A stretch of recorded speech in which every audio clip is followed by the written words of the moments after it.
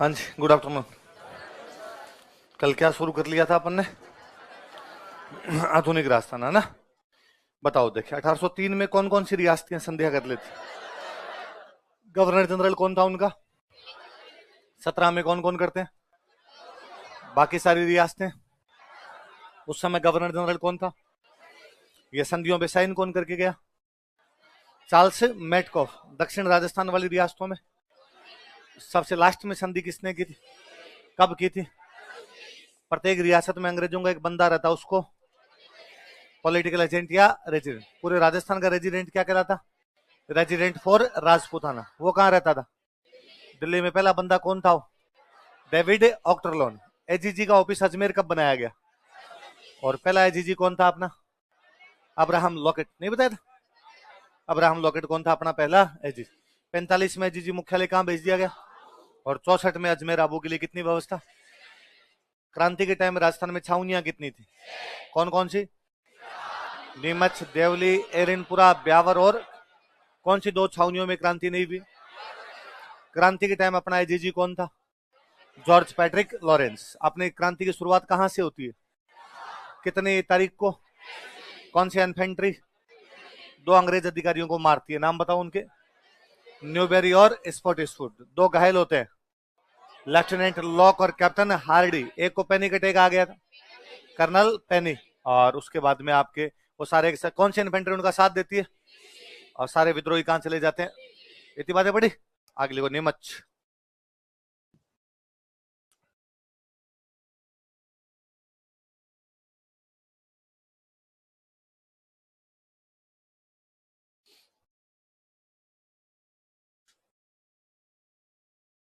अगली छावनी लिख लो, नीमच। हाँ हाँ, बोलो। हाँ, किसमें? हाँ हाँ, थोड़े थोड़े पोर्शन, जैसे दक्षिणी पश्चिमी भाग भरतपुर के टच करता वाला थोड़ा सा पोर्शन उधर आया करता था। क्या लिखा? हाँ, क्या करना है? इंडियन हिस्ट्री में पढ़ोगे। सबसे पहले चलाए थे इंडो ग्रीक ने, सबसे शुद्ध थे कुषाणों के, सबसे अधिक थे गुप्तों के, पर नहीं लिखने। इंडियन हिस्ट्री में पढ़ेंगे अपने अलग से। कौन सी छावनी आ गई अपने? नीमच। 28 मई को नसीराबाद में जैसे ही क्रांति होती है, ये समाचार नीमच के अंदर मिले क्या नसीराबाद के अंदर क्या हो गई? क्रांति। तो नीमच में अंग्रेजों का एक ऑफिसर हुआ करता, उसका नाम था कर्नल एबोट। क्या नाम था? कर्नल एबोट नाम के एक अफसर है अंग्रेजों का। और कर्नल एबोट को लगा कि यार अपने भी क्रांति हो सकती है यहाँ पे। अब क्रांति करने वाले सारे कौन थे? Indian soldier. तो उसने सारे इंडियन सोल्जर का अगलो भाई बाहर आओ, लाइन बनाओ सारे। सबने लाइन बनाई, कहा सौगन खाओ, सबको बाबू की सौगन है, हमारे खिलाफ कोई क्रांति नहीं करोगे। बाबू समझते हो? मम्मी। बाबू मतलब होता है वो सोना बाबू नहीं है। वो सौगने खा खा के हो रखे हो आजकल, है ना? बाबू मतलब क्या है? मम्मी। तो बाबू की सौगन खाओ, हमारे खिलाफ कोई भी क्रांति नहीं। और अपने वालों सबने सौगन खाएगी, बाबू की सौगन है, अंग्रेजों के खिलाफ कोई भी क्रांति। जब ये सौगने खा रहे थे अपने वाले, तब वहां अपना एक फौजी था, उसका नाम था मोहम्मद अली बेग। क्या नाम था? यूपी का फौजी था। कहाँ का था? और ये लाइन तोड़ के बाहर आ गया। मैं कसमें उसमें नहीं खा रहा। क्यों? तो कहा साहब कसमें तो आपने भी खाई थी। जब राजाओं के साथ में संधियां की थी, तब आपने कहा था कि आंतरिक मामले राजा के पास रहेंगे, बाह्य मामले किसके पास रहेंगे? अंग्रेजों के पास। और आपने कहा था कि राजा के आंतरिक मामलों में किसी भी प्रकार का इंटरफेयर हमें। और अभी क्या किया आपने थोड़े दिन पहले? हमारे लखनऊ के राजा थे वाजिद अली शाह। क्या नाम था? उनको गिरफ्तार करके कलकत्ता बंद कर दिया। अंग्रेजों ने लखनऊ के नवाब को हटा दिया था। लखनऊ का नवाब कौन था? और अंग्रेजों का इसका शासन अच्छा नहीं, कुशासन है। क्या है यहाँ पे? बेड गवर्नेंस, कुशासन के आधार पे। तो उन्होंने कहा भाई अंदर के मामले तो राजा के, अच्छा बुरा हो तो राजा जाने, राजा का काम जाने। तुम कौन होते हो कहने को? तुम कौन होते हो ये कहने वाले? पर अंग्रेजों ने ये बात नहीं सुनी। अंग्रेजों ने किसको हटा दिया था? वाजिद अली शाह। वाजिद अली शाह कहाँ का नवाब था? हालांकि बेलखना ही था, हटाना ही चाहिए था। अंग्रेज कतई गलत नहीं थे। मतलब कुछ करता ही नहीं था, सारा दिन बैठा बैठा दो ही काम करता है, तो शतरंज खेलता, शतरंज का अच्छा प्लेयर था वो, और या सारा दिन बैठा बैठा डांस देखता। मतलब वो इतना निकम्मा था कि जब पकड़ने के लिए उसको आए थे, तो जैसे ही अंग्रेजों की फौज घुसी लखनऊ के अंदर, तो लखनऊ पूरा खाली हो गया। और राजा के महल से लोग भागे, अंग्रेज पकड़ेंगे, अंग्रेज पकड़ेंगे। वाजिद अली शाह अकेला अपने सिंहासन पर बैठा था। तो अंग्रेजों ने जब पकड़ा, तो अंग्रेजों का नवाब सारे भागे, तेरे पास भागने का टाइम था, तू भागा क्यों नहीं? नवाब ने कहा कि मेरे जूते के फीते बांधने के लिए कोई नौकर नहीं था। तो अंग्रेजों ने कहा फीते हम बांध देंगे, तू खड़ा हो। एक बार फीत तो तेरी पूरी उतारेंगे हम एकदम ले जाए। तो मोहम्मद अली बेग ने कहा कि भाई कैसा भी हो, टेढ़ा है पर मेरा है, हमारा राजा कैसे हटा सकते हो? तो कौन से एक बंदे ने कस्में खाने से मना कर दिया था? मोहम्मद अली बेग ने। किसके सामने? लिखो, मोहम्मद अली बेग नामक सैनिक ने, a soldier named Mohammad Ali Beg, Mohammad Ali Beg नामक सैनिक ने, a soldier named Mohammad Ali bag,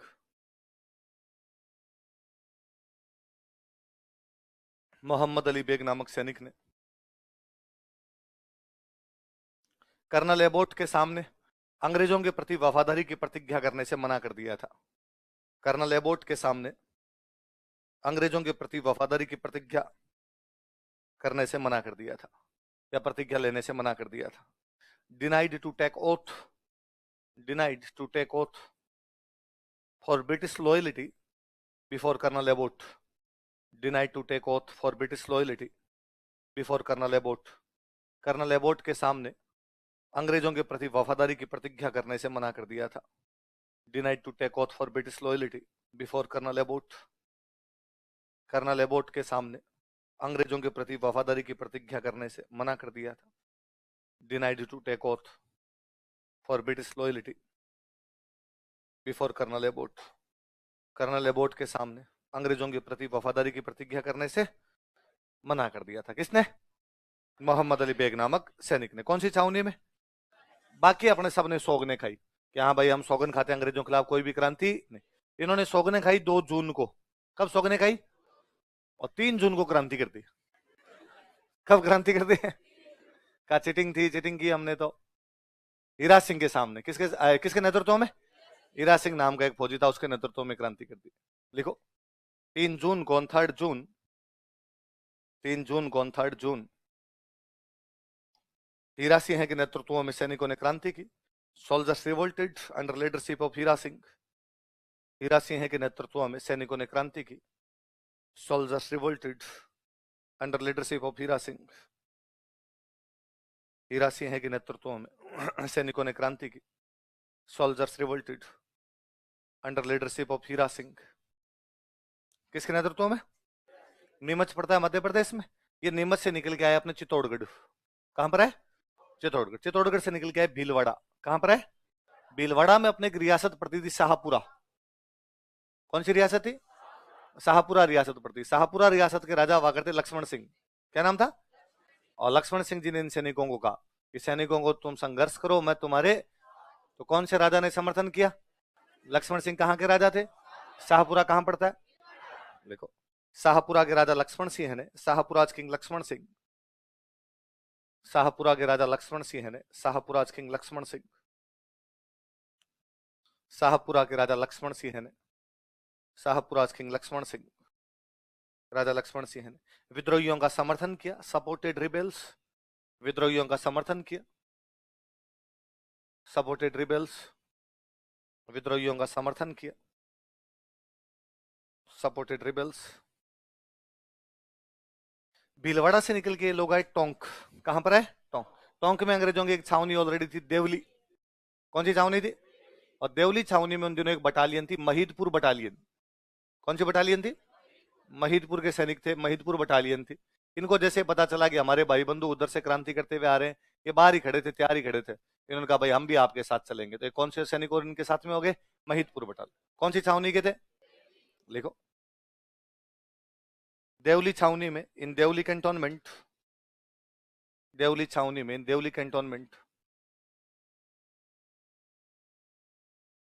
Deoli छावनी में, देवली कैंटोनमेंट महीदपुर बटालियन के सैनिकों ने भी विद्रोहियों का, महीदपुर बटालियन के सैनिक भी विद्रोहियों के साथ मिल गए या विद्रोह में शामिल हो गए। लिख लो, महीदपुर बटालियन के सैनिक भी विद्रोह में शामिल हो गए। Soldiers of Mahidpur battalion joint revolt. Mahidpur battalion के सैनिक भी विद्रोह में शामिल हो गए। सोल्जर्स ऑफ महीदपुर बटालियन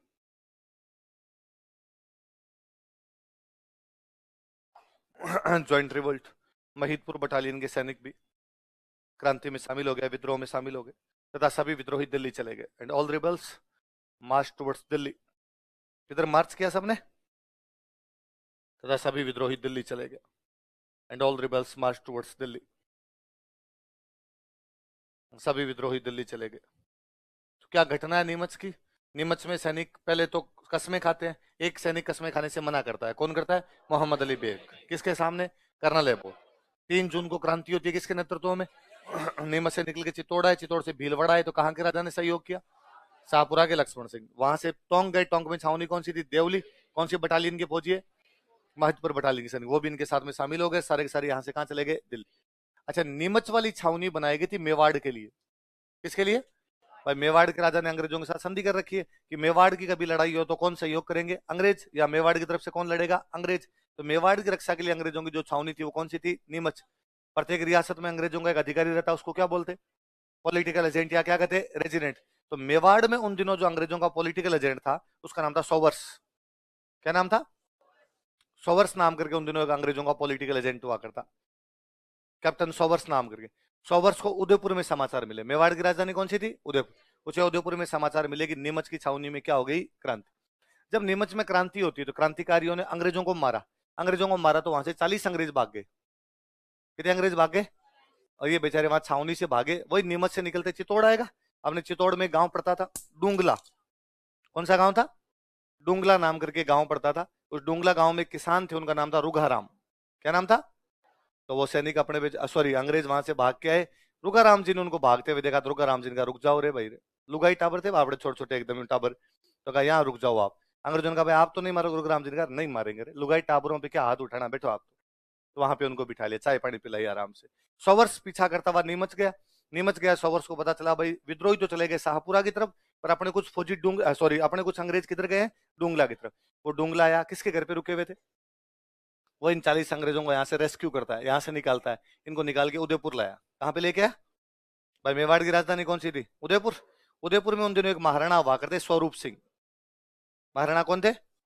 और स्वरूप सिंह जी ने बाद में इनको कहा भाई स्वरूप सिंह जी इनका थोड़ा ध्यान रखो यार, मैं क्रांति दबाने के लिए जा रहा हूँ, आप इन टाबरों का महिलाओं का ध्यान रखो। स्वरूप सिंह जी ने इनको उदयपुर में एक महल पड़ता है जग मंदिर, कौन सा है?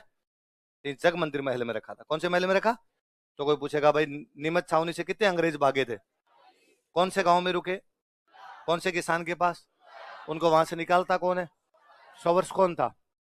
Political agent. कहाँ का? मेवाड़। निकाल के कहाँ लाया उनको? उदयपुर। उदयपुर महाराणा कौन थे? स्वरूप सिंह जी ने कौन से महल में रखा? याद रहेगी बात? लिखो। नीमच छावनी से 40 अंग्रेज भाग गए थे। 40 Britishers run away from Neemuch cantonment. Neemuch छावनी से 40 अंग्रेज भाग गए थे। 40 Britishers run away from Neemuch cantonment. Neemuch छावनी से 40 अंग्रेज भाग गए थे, run away from Neemuch cantonment. Dungla नामक गांव में एक विलेज नेम्ड डुंगला, चित्तौड़गढ़ में जगह। डुंगला नामक गांव में एक village named Dungla.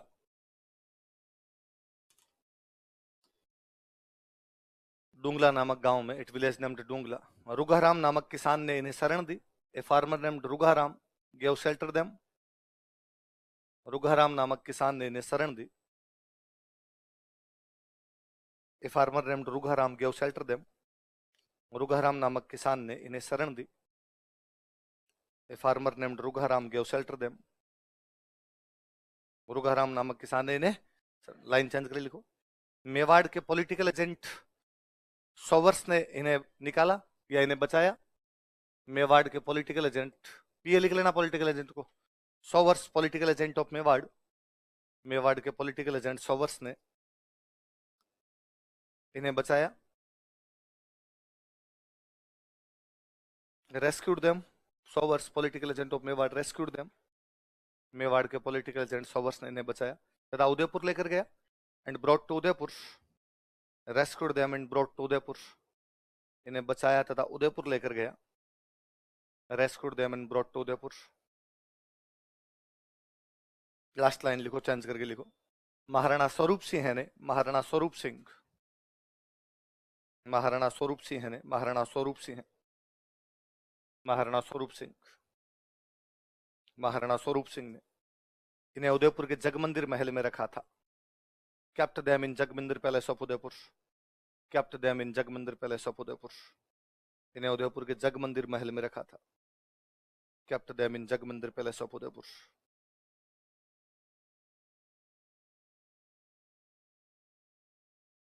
kept them in Jagmandir Palace of Udaipur. याद रह जाएगी बातें। मतलब नीमच में दो बातें याद रखनी है। नीमच में पहले क्रांति किसके नेतृत्व में होती है? हीरा सिंह। वहां पर शाहपुरा का राजा सपोर्ट कौन करता है? लक्ष्मण सिंह। देवली में कौन से सैनिक उनके साथ जुड़ते हैं? महिदपुर बटालियन। कितने अंग्रेज भागते हैं? 40। कौन से गांव में? डोंगला। कौन से किसान के पास? रुगाराम। निकालता कौन है? सोवर्स। सोवर्स कौन था? मेवाड़ का पॉलिटिकल एजेंट। कहां पे लेके गया? उदयपुर। उदयपुर राणा जी कौन है? स्वरूप सिंह। कौन से महल में रखते हैं? दोनों बातें है ना। विद्रोहियों का क्या रूट था और जो अंग्रेज भागे थे उनका क्या रूट था, याद रहेगा। कुल मिला के 3 छावनी में क्रांति हो गई। कितनी छावनी में हो गई? नसीराबाद, नीमच और देवली। देवली के सैनिक उनके साथ चले गए तो क्रांति करके गए, और तो किस लिए गए वहां पे? अब एक छावनी में क्रांति बच गई अपने, एरिनपुरा। कौन सी छावनी? देखो,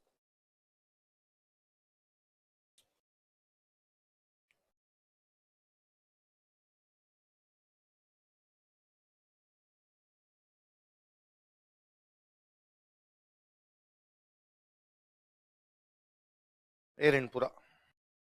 कौन सी छावनी है? एरिनपुरा। एरिनपुरा की बात करते हैं। देखो, एरिनपुरा में यूपी के कुछ फौजी थे। यूपी अपने से पूर्व दिशा में पड़ता है तो इनको बोलते पूर्बिया फौजी। क्या बोलते? पूर्बिया फौजी बोलते, पूर्बिया सोल्जर बोलते। कहां के थे पूर्बिया? यूपी के कुछ फौजी थे। अच्छा, पाली में पड़ता है एरिनपुरा। अंग्रेजों के 2 अड्डे हुआ करते राजस्थान में, एक अजमेर और एक पड़ता आपका आबू। आबू कहां पड़ता आपका? सिरोही।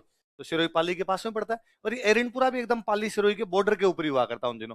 तो यदि आबू में सुरक्षा की आवश्यकता पड़ती तो कौन सी छावनी से फौजी जाते? तो कौन से फौजी भेजे हुए थे? तो ये पूर्बिया फौजियों की पोस्टिंग कहां पे थी? आबू। कहां पे थी? और वहां पे आबू के अंदर ये पूर्बिया फौजी 21 अगस्त को क्रांति करते हैं। कब क्रांति करते हैं? वहां आबू के अंदर अंग्रेजों का एक अधिकारी था, उसका नाम था होल। क्या नाम था? तो इस होल के होल पर हमला किया था। किसके घर पे हमला किया था? कौन से अंग्रेज अधिकारी के घर पे हमला किया? होल नाम का अंग्रेज अधिकारी था, उसके घर पे हमला करते हैं। वहां से तो बेचारे होल वोल तो भागे, जो होल मिले जहीं से मिले वहां से भागे बेचारे। ये बाद में पूर्वी वहां से निकलते हैं, सैनिक वहां से निकलते हैं, एरिनपुरा आते हैं। कहां पे आते हैं? और अपने बाकी साथियों को जगा देंगे। लो खड़े हो रहे, खड़े हो, खड़े हो। क्या हुआ? दिल्ली चलना है? क्यों? आपने क्रांति कर दी तो बाकी वाले भी अपने हथियार लेके इनके साथ में चल पड़े। देखो देखो, 21 अगस्त कौन? 21 अगस्त। 21 अगस्त कौन? 21 अगस्त। पूर्बिया सैनिकों ने आबू में क्रांति की। Purbiya soldiers revolted at Abu. Purbiya किन लोगों को बोलते हैं? यूपी। अपने पश्चिम दिशा में, वो पूर्व में। पूर्बिया सैनिकों ने आबू में क्रांति की। Purbiya soldiers revolted at Abu. Purbiya सैनिकों ने आबू में क्रांति की।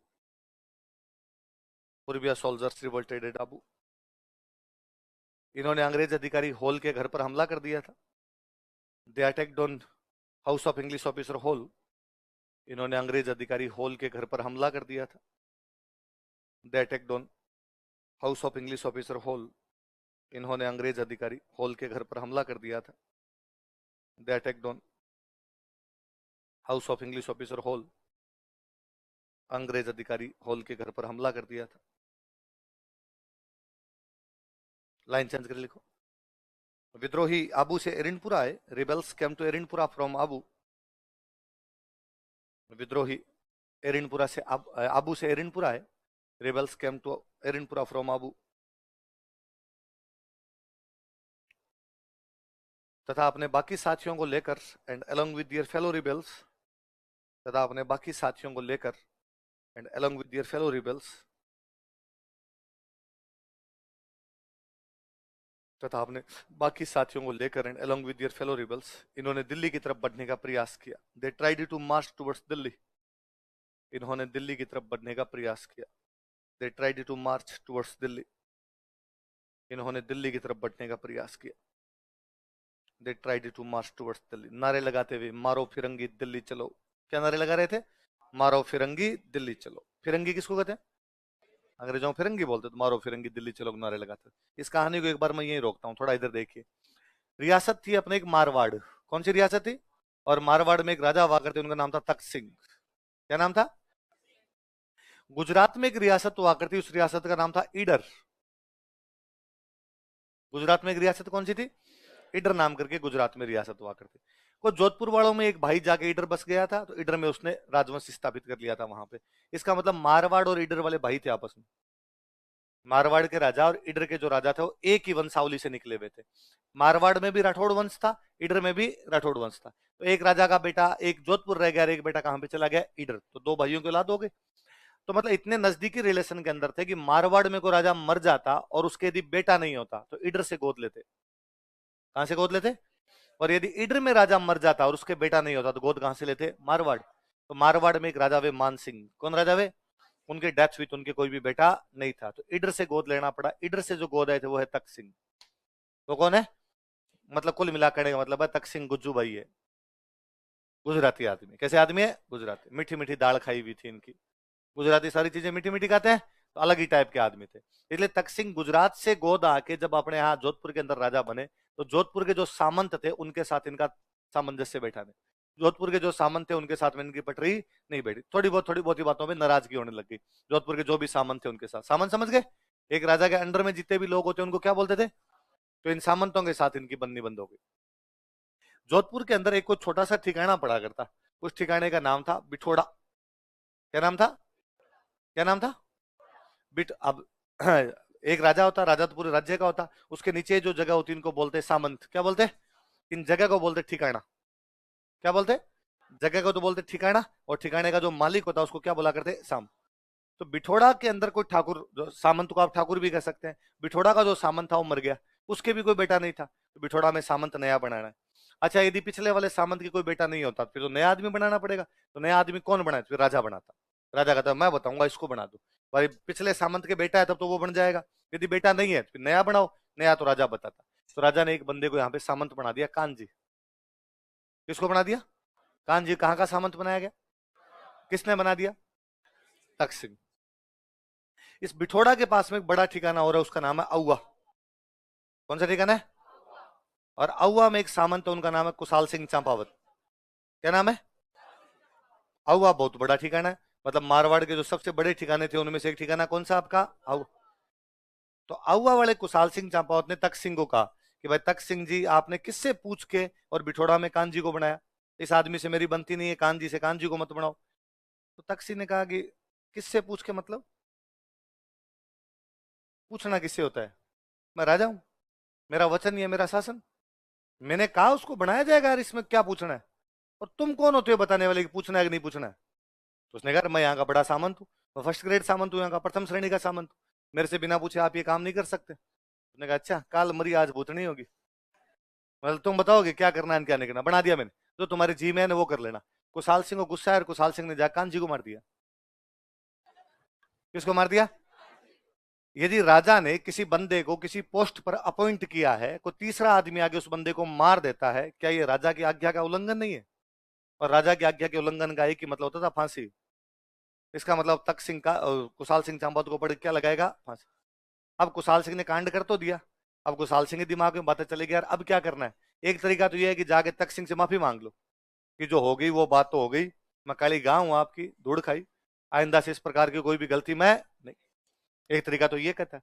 एक तरीका ये कहता है कि कोई बीच में दो चार बंदों को और लेके आओ, समझौता कर लो, बिचौलिए लाओ, दो चार सामंतों को लाओगे यार, समझौता करा दो, थोड़ा बहुत पैसे टक्के दे दूंगा, जुर्माना भर दूंगा, थोड़ा टैक्स ज्यादा चुका दूंगा, मामला रफा दफा कर दो यार। एक तरीका ये कि लड़ाई कर लो, पर राजा आपको पकड़ने के लिए सेना भेजेगा, सेना भेजे तो लड़ लो, और क्या हो सकता है। तो तख्त सिंह के सामने तीन ऑप्शन है, सरेंडर कर सकते हो, समझौता कर सकते हो, या क्या कर सकते हो?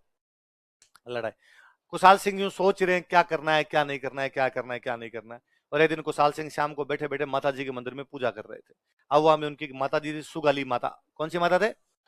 सुगाली माता के मंदिर में बैठे बैठे गए, माता जी महाराज अब तू ही है, लाज तेरे हाथ में है, जो कर सकती है तू कर। और किसी नौकर ने आगे कुशाल सिंह जी को कहा कि कुशाल सिंह जी, एरिनपुरा की छावनी में विद्रोह हो गया। कौन सी छावनी में विद्रोह हो गया? एरिनपुरा पाली। अहुआ भी कहां पड़े? पाली। और कहा 4,000 फौजी एरिनपुरा से दिल्ली जा रहे हैं। 4,000 फौजी एरिनपुरा से कहां जा रहे हैं? अंग्रेजों के खिलाफ बगावत करके एरिनपुरा से कहां जा रहे हैं? दिल्ली। कुशाल सिंह जी इनको रास्ते में रोकते हैं। रास्ते में गांव था खेरवा। कौन सा गांव है? खेरवा भी पाली के अंदर गांव पड़ता है। वहां खेरवा गांव में कुशाल सिंह जी बीच में गए, माता जी वाली पूजा एक बार का, माता जी आगे करेंगे पूजा एक बार, उधर जाके इनको बात करने दो। और उन फौजियों से जाके पूछा, अरे आज इतने मूड में किधर वैसा? फौजन कहा, अरे ठाकुर साहब आपको पता ही नहीं क्या, हम तो दिल्ली जा रहे हैं। क्यों भाई दिल्ली क्यों जा रहे हो? अरे हमने क्रांति कर दी। ये क्या होती है? कि मार दिया अंग्रेजों को, जितने अंग्रेज सामने उनको मार दिया, अब दिल्ली जाके बहादुर शाह जफर से मिलेंगे, बहादुर शाह जफर हमें हथियार देगा, बहादुर शाह जफर हमें धन देगा, तनख्वाह देगा, फिर उसकी तरफ से लड़ेंगे और पूरे देश में अंग्रेजों का राज खत्म करेंगे। तो कुशाल सिंह ने कहा अंग्रेजों का राज खत्म करने के लिए दिल्ली क्यों जाना है, आउआ चलो। भाई कुशाल सिंह को ये तो पता था मेरे को तख्त सिंह से लड़ाई तो करनी ही पड़ेगी, उनकी सेना खुद की कम पड़ रही थी। इन 4,000 की अकल निकाली उन्होंने एरिनपुरा वालों की। एरिनपुरा वालों का आप मेरे साथ चलो यार। तो एरिनपुरा वालों ने कहा कि नहीं नहीं, हम तो क्रांतिकारी है ना, हम तो क्रांतिकारियों का साथ देते हैं, आपका साथ क्यों देंगे। कुशाल सिंह जी ने कहा मैं भी क्रांतिकारी हूँ। कहा कब से, कहा अभी अभी जस्ट जस्ट अभी बनाई हूं मैं क्रांतिकारी। और ये क्या क्या नारा था, एक बार रिपीट करना नारा आपका। मारो फिरंगी दिल्ली चलो, चेंज कर लो, मारो फिरंगी अहुआ चलो। इन 4,000 की बुद्धि निकाल के कुशाल सिंह जी कहां लेके आगे, लिखो खेरवा नामक स्थान पर, एट प्लेस नाम खेरवा है। आप चेंज करेगा, कर दे यार, देखिए तेरे जी में आ गई थी फिर। मतलब ये भी इतनी बड़ी बात है कि तू पूछे, कितना आज्ञा करे, थू थू भाई रे। तेरा सिलेक्शन पहले अटेम्प्ट में होना चाहिए, टॉप 10 में आएगी रैंक। देखो खेरवा नामक स्थान पर, एट प्लेस नाम खेरवा, पाली में। कौन से स्थान पे है, तो तूने खरवा क्यों लिखा, पहली लाइन में बैठा है ना। खेरवा को लिखता है खरवा, या तुझे खरवा सुना हुआ होगा, खेरवा सुना हुआ नहीं है ना, तुझे लगा सर ने गलत लिखा दिया है ना। विश्वास कर लिया कर यार, शकल ऐसी है बाकी मास्टर अच्छा हूं। कई बार क्या बच्चों को लगता है यार, शकल से लगता तो नहीं मास्टर टाइप का, तो गलतियां कर देता होगा यार। तो ये खेरवा नहीं है, क्या है, खरवा। तो विश्वास रखा, खेरवा है, खरवा नहीं है, क्या है खेर। लिखो खेरवा नामक स्थान, एट प्लेस नेम्ड खेरवा। आउआ के सामंत कुशाल सिंह चांपावत ने विद्रोहियों से मुलाकात की। Kushal Singh Champawat feudal lord of Auwa met rebels.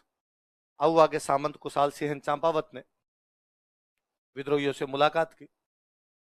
Kushal Singh Champawat feudal lord of Auwa met rebels. Auwa के सामंत कुशाल सिंह चांपावत ने विद्रोहियों से मुलाकात की। Kushal Singh Champawat feudal lord of Auwa met rebels.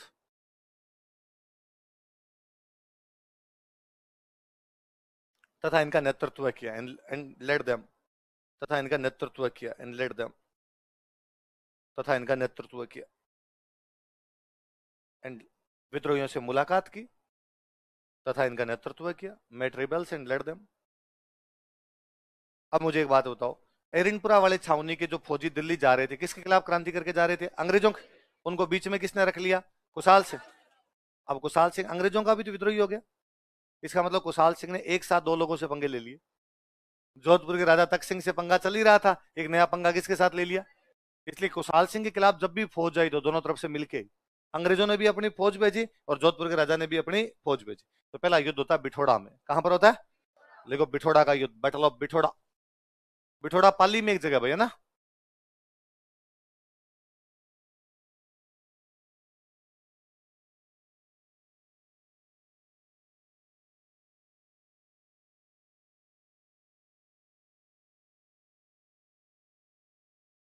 Bithoda का युद्ध 8 सितंबर 1857।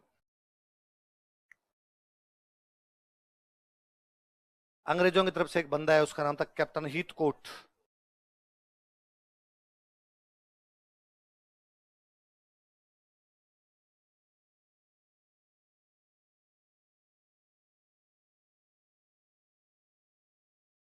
जोधपुर वालों ने अपना एक सेनापति भेजा, कुशल राज सिंघवी। कौन सेनापति है बताओ, देखिए। राजा ने कहा भाई तुम भी जाओ कुशल राज जी, देख के आओ क्या चल रहा है उधर।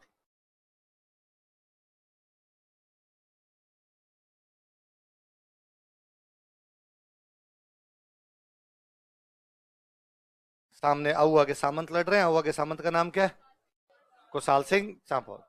और उनके साथ में कौन सी छावनी के फौजी है, एरनपुरा छावनी के फौजी।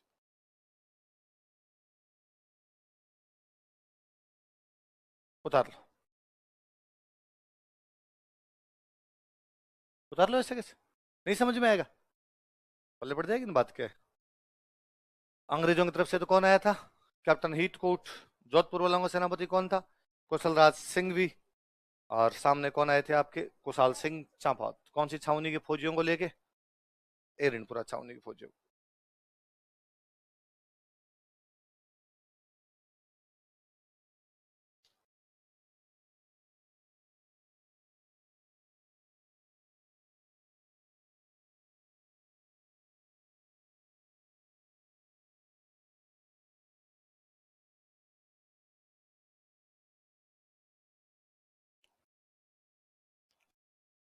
देख लिया?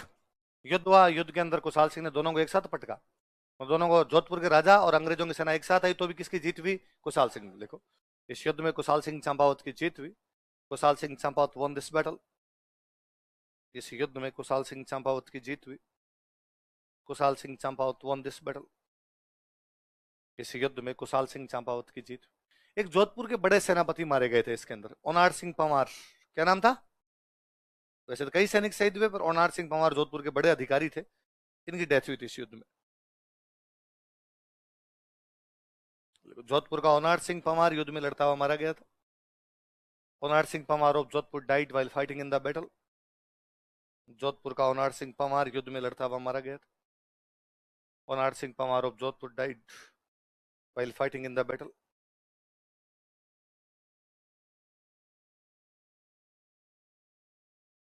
जोधपुर का ओनार सिंह पंवार युद्ध में लड़ता हुआ मारा गया था। Onar Singh Panwar of Jodhpur died while fighting in the battle. Jodhpur से कौन लड़ते हुए मारे गए थे? ओनार सिंह पंवार लड़ते हुए मारे गए। तुमने ऐसी कॉपी क्यों ले रखी है? तो उसमें क्यों नहीं लिख रहा? पीजी में जाकर दोबारा लिखेगा क्यों? तू भी दोबारा लिखेगा? तू भी दोबारा लिखेगा? ऐसे कितने लोग हो जो पहले यहाँ लिखते हो फिर घर पे जाके लिखते हो? तुम्हारे पास 48 घंटे हैं, कह रहे? हाँ? क्यों क्यों करते हो ऐसा? हाँ? रिवीजन हो जाता है। अच्छा, कई लोगों को ये लगता है कि 2 बार लिखने से क्या हो जाता है? रिवीजन। तुम आज अखबार को 2 बार लिख के देखना, देखना याद होता है क्या तेरे? याद केवल इसलिए होता है क्योंकि आप पढ़ते हो। प्लीज ये ब्लंडर करना बंद कीजिए, फिर आपकी जिंदगी लिखने में रह जाएगी। मुझे लगता है आजकल स्टूडेंट को एक ही चीज से प्यार हो रखा है, नोट्स लिखने। इसके अलावा आपको कुछ भी चीज अच्छी नहीं लगती, क्योंकि होना ये चाहिए कि आप सुने चीजें। सुनी हुई चीजें ज्यादा अच्छी होती है। जैसा लिखा जाए, गंदा संदा जो लिख लिया जाए लिख लो, क्या फर्क पड़ता है? सुनने से ही याद रहता है। नहीं भूलेंगे। यदि तुम क्लास में ढंग से बैठ के सुन रही हो चीजों को तो चीजें याद रहेगी, लंबे टाइम तक याद रहेगी। पर घर पे जाके इनको बार बार याद करना है कि भाई घर पे गए, घर पे जाते जो आज लिखवाया था, कोशिश ये किया करो। जैसे आपकी क्लास छूटती है 7 बजे, है ना? 7 बजे छूटती है, आप घर पहुंच गए 7:30 8 बजे पहुंच गए। मान लो 8:30 बजे पढ़ने बैठ गए, 9 बजे पढ़ने बैठ गए।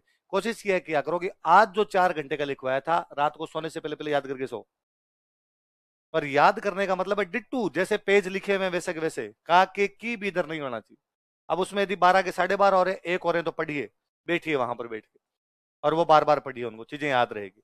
फिर सुबह उठने के बाद में जो पिछला है उसका रिवीजन कीजिए, कि जो पिछले वाला था। डेली 3 दिन का रिवीजन रहना चाहिए। कितने दिन का? पिछले जो 3 दिन का उसका डेली रिवीजन हो जाना चाहिए। मैं कहता हूं आप तो मरोगे तब नहीं भूलोगे। जयपुर इंद्रगढ़ से किसको मिली हस्तकोठार, बता देंगे? सीए सेटन कार को, वो बाकी चुप रहना। तो झालावाड़ और बी आलचीन को क्यों भूली तो नहीं तू? है? बस तो पढ़ने से याद होंगे बार बार। ये लिखने वाला नहीं, नहीं लिखना। ये लिखने वाला तो मैं तो कहता हूँ नोट्स लिखे नहीं जाने चाहिए। ये भी तुम लिखते हो ना, तो मुझे तो बहुत बुरा लगता है। मैं जब तुम्हारी तरह स्टूडेंट था ना, मैंने नहीं लिखे ऐसे कि मुझे पूरे पूरे नोट्स लिखना। तो मेरा तो यूं जीव उड़ता है कि कोई पूरी पूरी लाइनें कैसे लिख सकता है। कि देखो यार, इन बच्चों की दुर्गति देखो कि इन बच्चों को नोट्स लिखने नहीं आते। ये पूरे पूरे यूं उस पर टंगे रहते हैं। कि मैं यदि आपकी जगह होता, मेरे अभी तक यदि वो कभी रजिस्टर मिले तो मैं आपको लाके दिखा दूं कि मेरे रजिस्टर के अंदर यूं मिल जाएगा आपको। मैं आपको लिखवाता हूं, कालीबंगा को हड़प्पा सभ्यता की दशरथ शर्मा ने तीसरी राजधानी बताया था। लिखवाता हूं मैं कि दशरथ शर्मा ने कालीबंगा और हड़प्पा सभ्यता क्या कहा था? तीसरा।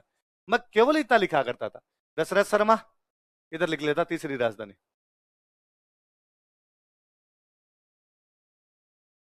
कई बार तो इतना ही हुआ है कि मैंने इसको तीसरी भी नहीं लिखा, मैंने यूं थर्ड लिख ली, आ कैपिटल लिख लिया इंग्लिश में। बलने दो, पूरा पूरा कौन लिखेगा? पर अब सर क्या करते, सर एक लाइन को 4 बार बोलते। दशरथ शर्मा ने कालीबंगा को हड़प्पा सभ्यता की तीसरी राजधानी कहा था। फिर सर वापस बोलते, दशरथ शर्मा ने हड़प्पा सभ्यता की तीसरी राजधानी कहा था। मैं इतने में उसको याद आ रहा है, दशरथ शर्मा है, कालीबंगा तीसरी राजधानी, ऊपर हेडिंग कालीबंगा डाल रखा है, ऊपर हेडिंग में भी हड़प्पा सभ्यता लिख रखा है, फिर भी उसको वापस रिपीट मारना है। मैं अगली कोई लाइन आती कि पाकिस्तान का कोट दीजिए इसके समान है, आपने सीधा सीधा लिखते कालीबंगा बराबर कोट दीजिए,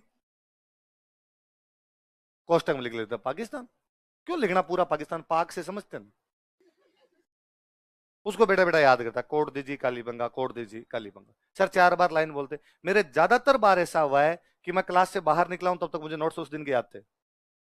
कोई भी इंटरेस्टिंग टॉपिक हुआ तो मेरे कभी याद नहीं आता कि मैंने कभी नोट्स को घर पे जाके वापस बहुत ज्यादा रिवीजन किया हो।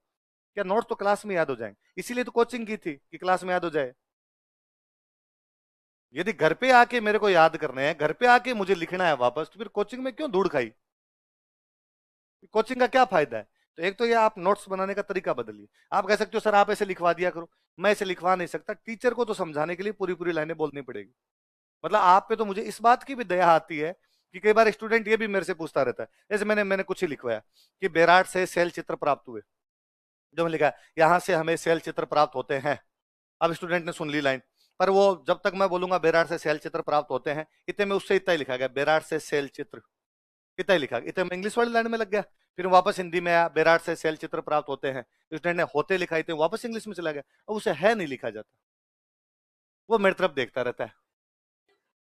मतलब मेरे कई बार लगता है कि वास्तव में ये मेरे को ये कहना चाहता है कि बोल, फीस लिए, जब तक तू है नहीं बोलेगा मैं नहीं लिखूंगा है, तुझे पूरा बोलना पड़ेगा है तो मैं जाके है लिख पाऊंगा इसको। मत करो ऐसे, ये अन्याय है, आपके साथ अन्याय है। मैं हर बैच में बोलता हूं, हालांकि बच्चे मेरी बात नहीं मानते, पर ये फिर आपकी पूरी एनर्जी, पूरी पूरी एनर्जी नोट्स बनाने में लग गई। मैं, आप नोटिस कीजिए, मैं एक लाइन को कम से कम 6 बार बोलता हूं, 3 बार हिंदी में, 3 बार इंग्लिश में, इसलिए तो भूल जाइए कि आप पीछे रह जाएंगे। आप लिख लेंगे अपने हिसाब से, आप लिख लेंगे। मैं तो कहता हूं ये भी कोशिश कीजिए कि मैं जो लाइन लिखवाऊं उस तरीके से फ्रेम ना की जाए, आप अपने तरीके से फ्रेम करो, ताकि क्लास में कुछ तो दिमाग लगाओ। वरना तो आपका मतलब केवल ये हुआ कि टीचर बोल रहा है और आप लिख रहे हो, इसमें आपका दिमाग कहाँ यूज हुआ? आप तो थोड़ी बहुत चीजें अपनी तरफ से किया करो। जैसे मैं मान लो कोई लाइन लिखवाता हूँ कि मैंने एक लाइन लिखवाई आपको कि कुशाल सिंह चंपावत ने उनसे मुलाकात की तथा उन्हें अपना नेतृत्व प्रदान किया।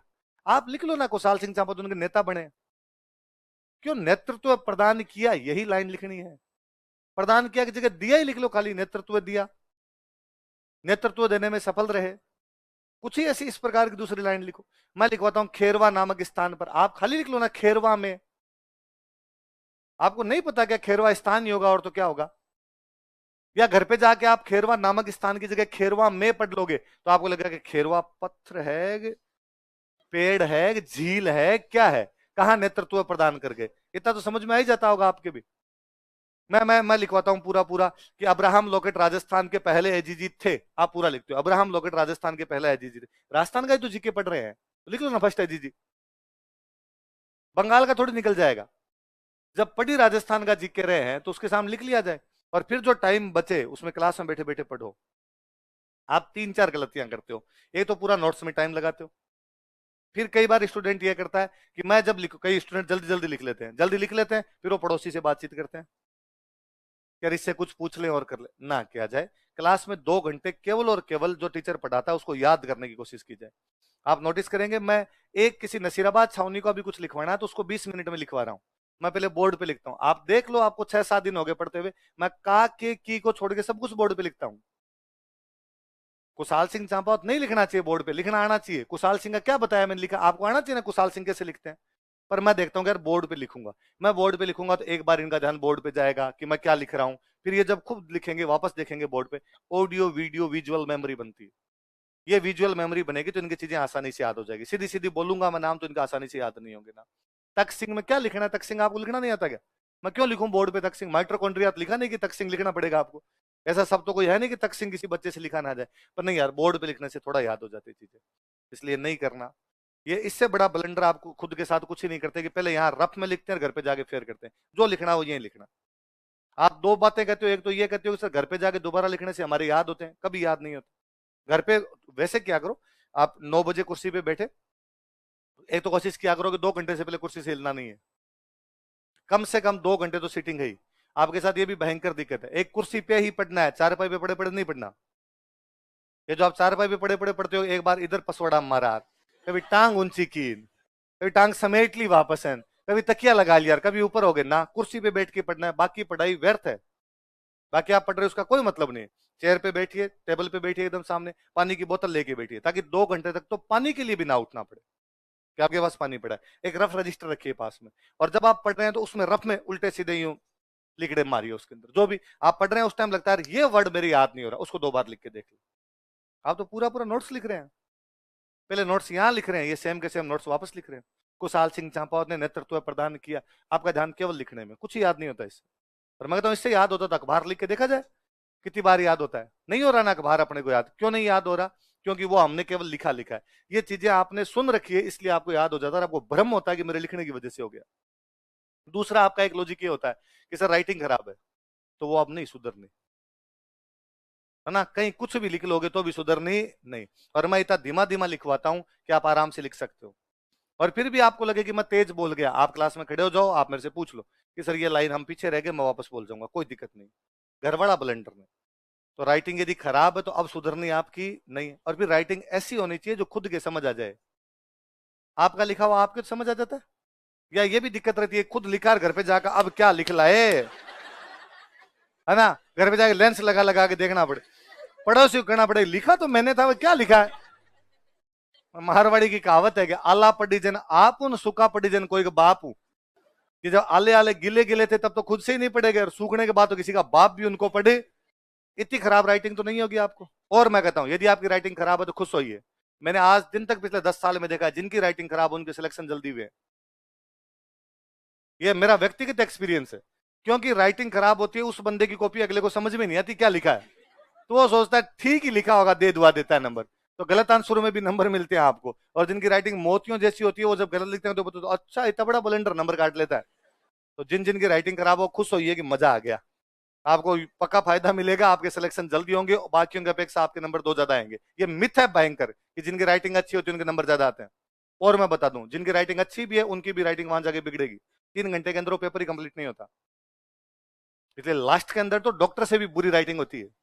लास्ट वाले जब क्वेश्चन लिखते हैं उनमें तो यूं है कि भाई यूं बस पेन ही चला है, खाली क्या लिखा क्या नहीं लिखा आपका जीव जाने, अगले का पढ़ने वाले का जीव जाने। नहीं करना ना, कल से फेयर कॉपी लेके आओगे उसी के अंदर बैठ के लिखोगे, ताकि ये टाइम बार बार बर्बाद नहीं हो। घर पे जाके बार बार पढ़ा जाए, चीजें पढ़ा करो। पढ़ने का भी तरीका, एक पन्ना पढ़ा, कुछ भी आपने एक पन्ने की बात पढ़ी, उस पन्ने को बंद किया जाए, आंख बंद करके सोचा जाए इस पन्ने में क्या क्या लिखा हो। सीधे सिंपल यूं सोचा जाए कि कार्लाइल पुरातत्व का जनक, C A Hackett Jaipur Indragarh, Seton Karr Jhalawar, B Allchin Jalore, प्राचीन सभ्यताओं का पालना बागोर भीलवाड़ा, वीरेंद्रनाथ सेन महासतियां, लघु पाषाण उपकरण पशुपालन कृषि, तांबे की छेद वाली सुई, तिलवाड़ा बाड़मेर लूणी नदी वीरेंद्रनाथ मिश्र पशुपालन लघु पाषाण उपकरण अग्निकुंड, पचपदरा बूढ़ा पुष्कर जायल डीडवन, बनास सभ्यता आहड़ सभ्यता ताम्र पाषाण काल R C Agrawal, Ahar Ayad Berach Aghatpur Athpur Dhulkot, Akshay Kirti Vyas R C Agrawal H D Sankalia V N Mishra, तांबे की बटियां ताम्रवती नगरी, रंगाई छपाई उद्योग बाट काले लाल मृत भांड गोरेकोट, बेल की मणमूर्ति बनास का बेल, पक्की नींव कच्ची ईंटें क्वार्ट्ज, सौ के साथ आभूषण, 6 चूल्हे 2 मुंह वाला चूल्हा सिलबट्टा गेहूं चावल जवार, एग्जैक्टली आना चाहिए। इसको तो कहते हैं याद करना। आप भगवान जाने कैसे पढ़ते हैं, या तो उनको लेके बैठे रहते हैं 2 1 घंटे में, फिर आपका दिमाग इधर उधर देता। और कोशिश कीजिए रात को जब आप 9 बजे पढ़ने बैठे उसके बाद आपका फोन स्विच ऑफ रहना चाहिए। यदि पढ़ाई करते टाइम भी आपका फोन ऑन है ना तो अगली फीस जमा मत करवाना, कोई मतलब नहीं है। पहली फीस जमा, और पहले भी नहीं करवाइए तो मैं कहता हूं मत करवाइए। मैं खुद की कोचिंग को नुकसान पहुंचाते हुए कहता हूं यदि आपको पढ़ाई करते टाइम फोन ऑन रखना है तो प्लीज बंद कीजिए इसको। ये नहीं पार पड़ेगी, ये इतना आसान नहीं है जितना आप सोच के हैं। ये केक कतई नहीं है। मुझे लगता है पिछले कुछ सालों के अंदर एक ट्रेंड चला है कि सिविल की तैयारी करना खुद को कूल लगना है, कि आप किसी को जाकर कह सकते हो कि अरे यार मैं सिविल की तैयारी करता हूं, थोड़े लोगों में इंटेलेक्चुअल दिख जाते हो कूल दिख जाते हो, तैयारी नहीं होगी आपसे। तो वो हम हमेशा कहता हूँ, आज आपकी क्लासों में बैठने की जगह नहीं मिलती, कि हमें वहां एडमिशन बंद करने पड़ते हैं कि नहीं भाई इस बैच का एडमिशन हो गए, अब अगले बैच में एडमिशन लेना, इस बैच में बैठने की जगह नहीं है। जबकि आपका जब बैच कंप्लीट होगा ना 18 महीने के बाद में, इस बैच में आधी संख्या नहीं रहेगी। इसका मतलब है कईयों को बीच में ब्रह्म ज्ञान होगा कि भाई ये दुनिया, ये महफिल काम की, तो पैसे लगाने के बाद क्यों ब्रह्म ज्ञान हो। मैं कह देता हूं, मैं आपका बड़ा भाई हूं, मैं कह देता हूं इतना आसान नहीं है। अभी भी सोच लिया जाए, फीस जमा नहीं करवाई तो नहीं करवाई जाए, वरना तो एक किस्त करवा दिया, अब वो कोचिंग वाले वापस तो देंगे नहीं, जितना पढ़ा जाए उतना पढ़ लिया जाए, दूसरी में बंद बंद किया जाए कि अब नहीं पढ़ना आपने। तो यदि आपको फोन चालू रखने, तो फोन बंद रहना चाहिए। आप 18 महीने तक आप फोन इस्तेमाल नहीं कर सकते। 18 महीने तक आप किसी की शादी ब्याह में नहीं जाएंगे।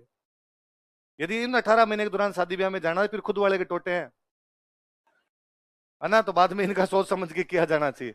तो फोन तो मेरे समझ में नहीं आता फोन जरूरी है ही क्यों, क्या क्या करना है फोन का, किसका फोन आ रहा है ऐसा कि भाई। और आपको लगता है कि नहीं भाई मैं पूरी तरीके से अलग नहीं हो सकता, कोई जरूरी फोन भी आता है सर का, आप कह दोगे सर मेरे पास कोई जरूरी फोन भी आता है, तो आप टाइम बांधिए कि मैं जैसे यहाँ से 7 बजे से जाता हूँ और 9 बजे से पहले पढ़ने नहीं बैठता। आप तय कर लो इन 7 से 9 के बीच में मुझे जो भी बात करनी कर करा लूंगा।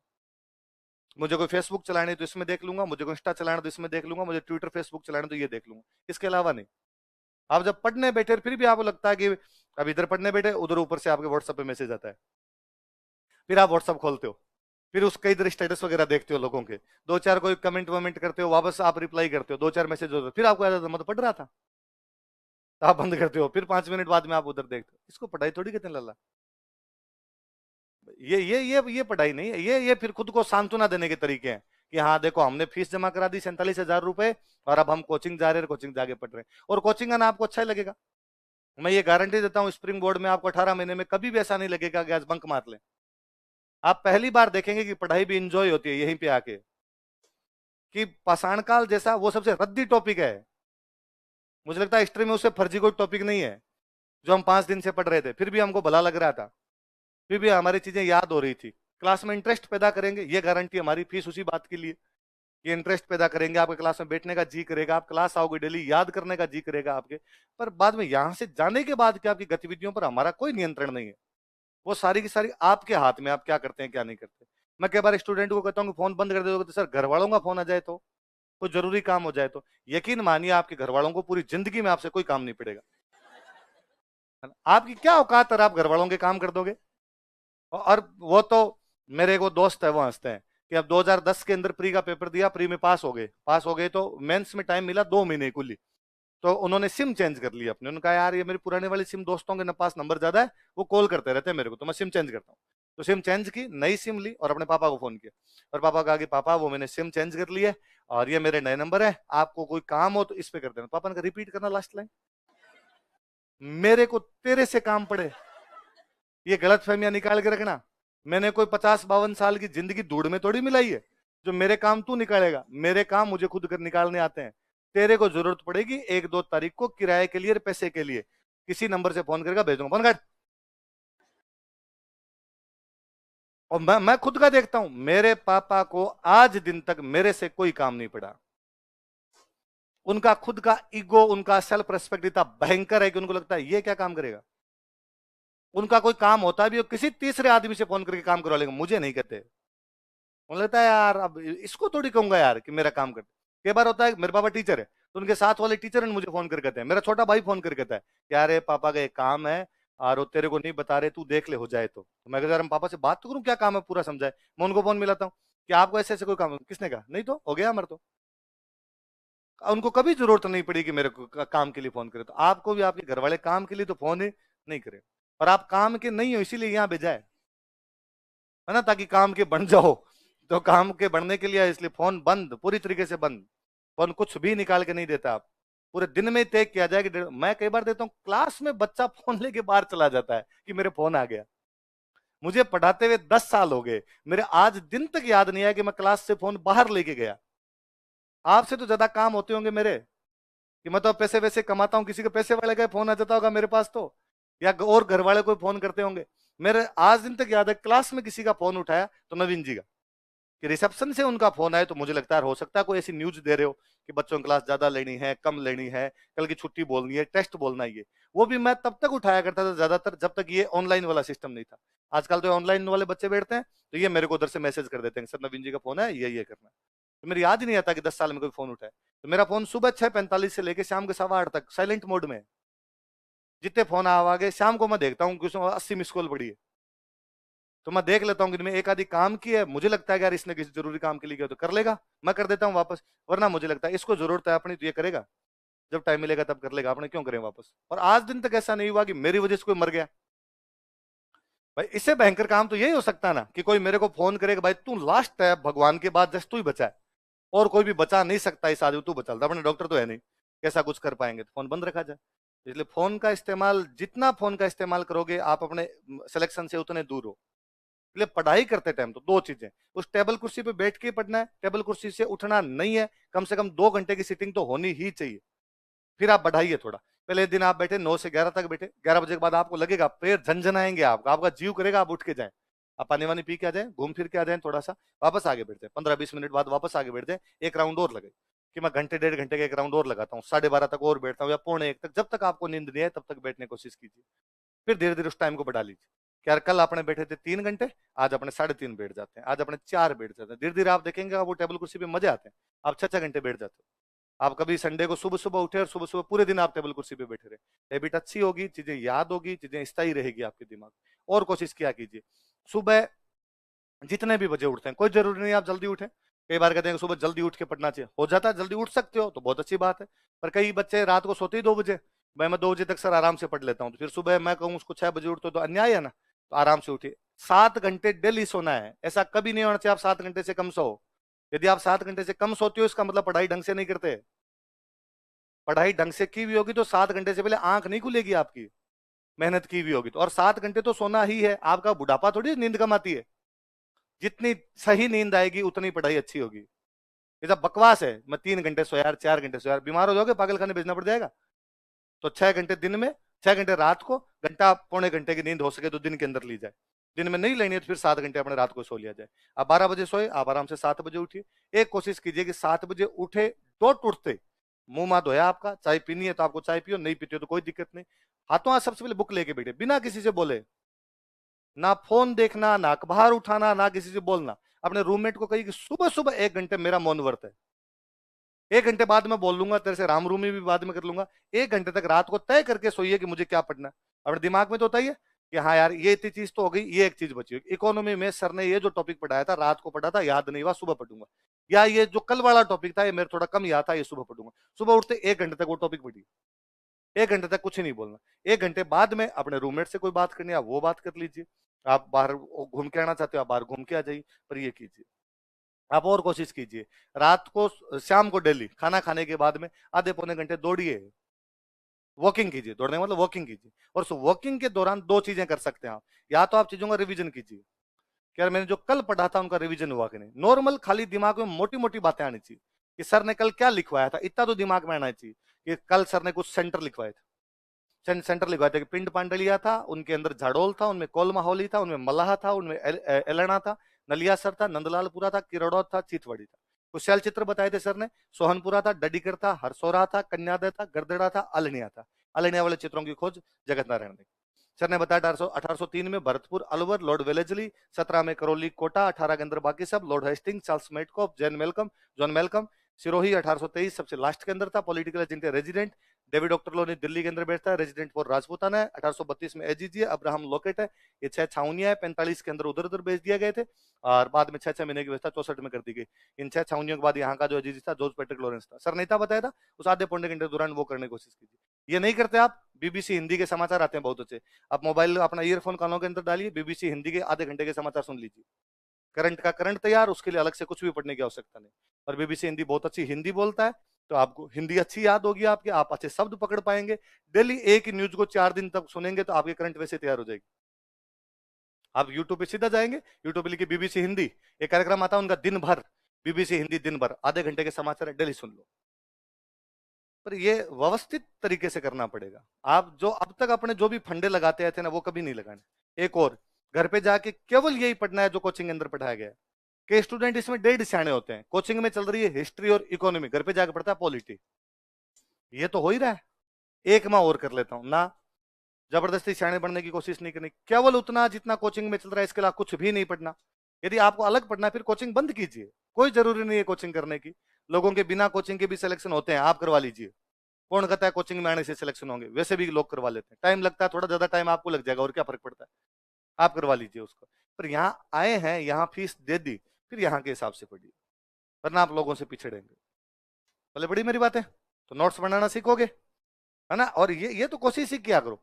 मेरे को याद आता है कि जब हम हिस्ट्री पढ़ा करते, मेरे तो ऑप्शनल हिस्ट्री था यार, एस में आईएएस में रुद्र मेंस देते तो ऑप्शनल हिस्ट्री था। लिटरेचर क्लास में लिखा थे कि सांगा ने बाबर को हरा दिया, सर अगली कोई लाइन लिखा दे, लेकिन इस युद्ध में बाबर ने सांगा को हरा दिया।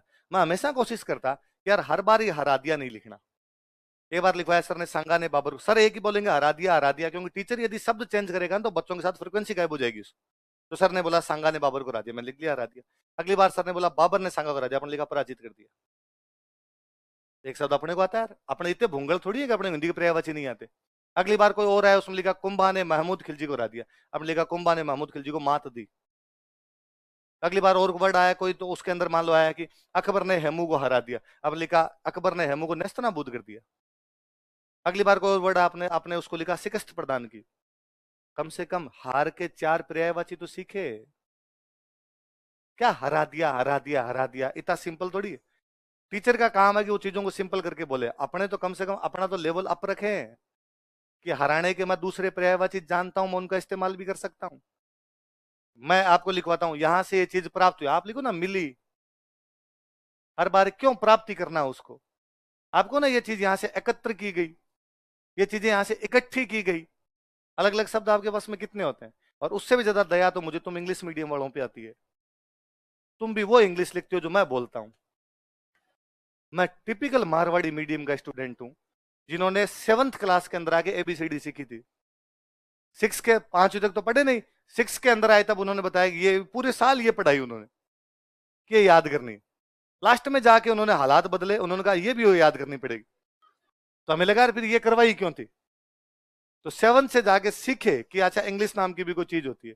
और हमारी 12th तक अंग्रेजी वैसी पढ़ी हुई है कि टीचर आता हर बार टर्न सिखा के जाता, और हमारे टर्न सीखने को एकमात्र तरीका था, चुका है चुकी है चुके हैं, रहा है रही है रहे। मैं हमेशा हंसता हूं कि यार उन टेंस में कभी तो कोई सुधार करो रे। आज दिन तक वही चल रहे हैं। डॉक्टर के आने से पहले रोगी मर चुका था, है ना, मेरे वहां जाने से पहले ट्रेन निकल चुकी थी। कभी तो टाइम पे जा, हर बार ट्रेन क्यों निकाल देता है तू अपने, सब जगह एक जैसे सेंटेंस। वो फर्जी से अंग्रेजी सीखी।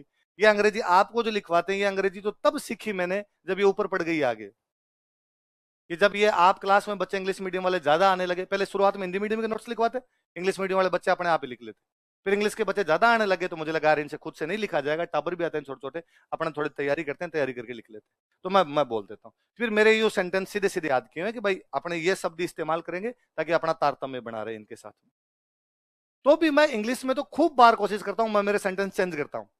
यार यदि एक बार कलेक्टेड लिखा तो इस बार फाउंड लिखूंगा, एक बार गदर्ड लिखूंगा, अलग अलग लिखूंगा ताकि मुझे तो अंग्रेजी आ जाए।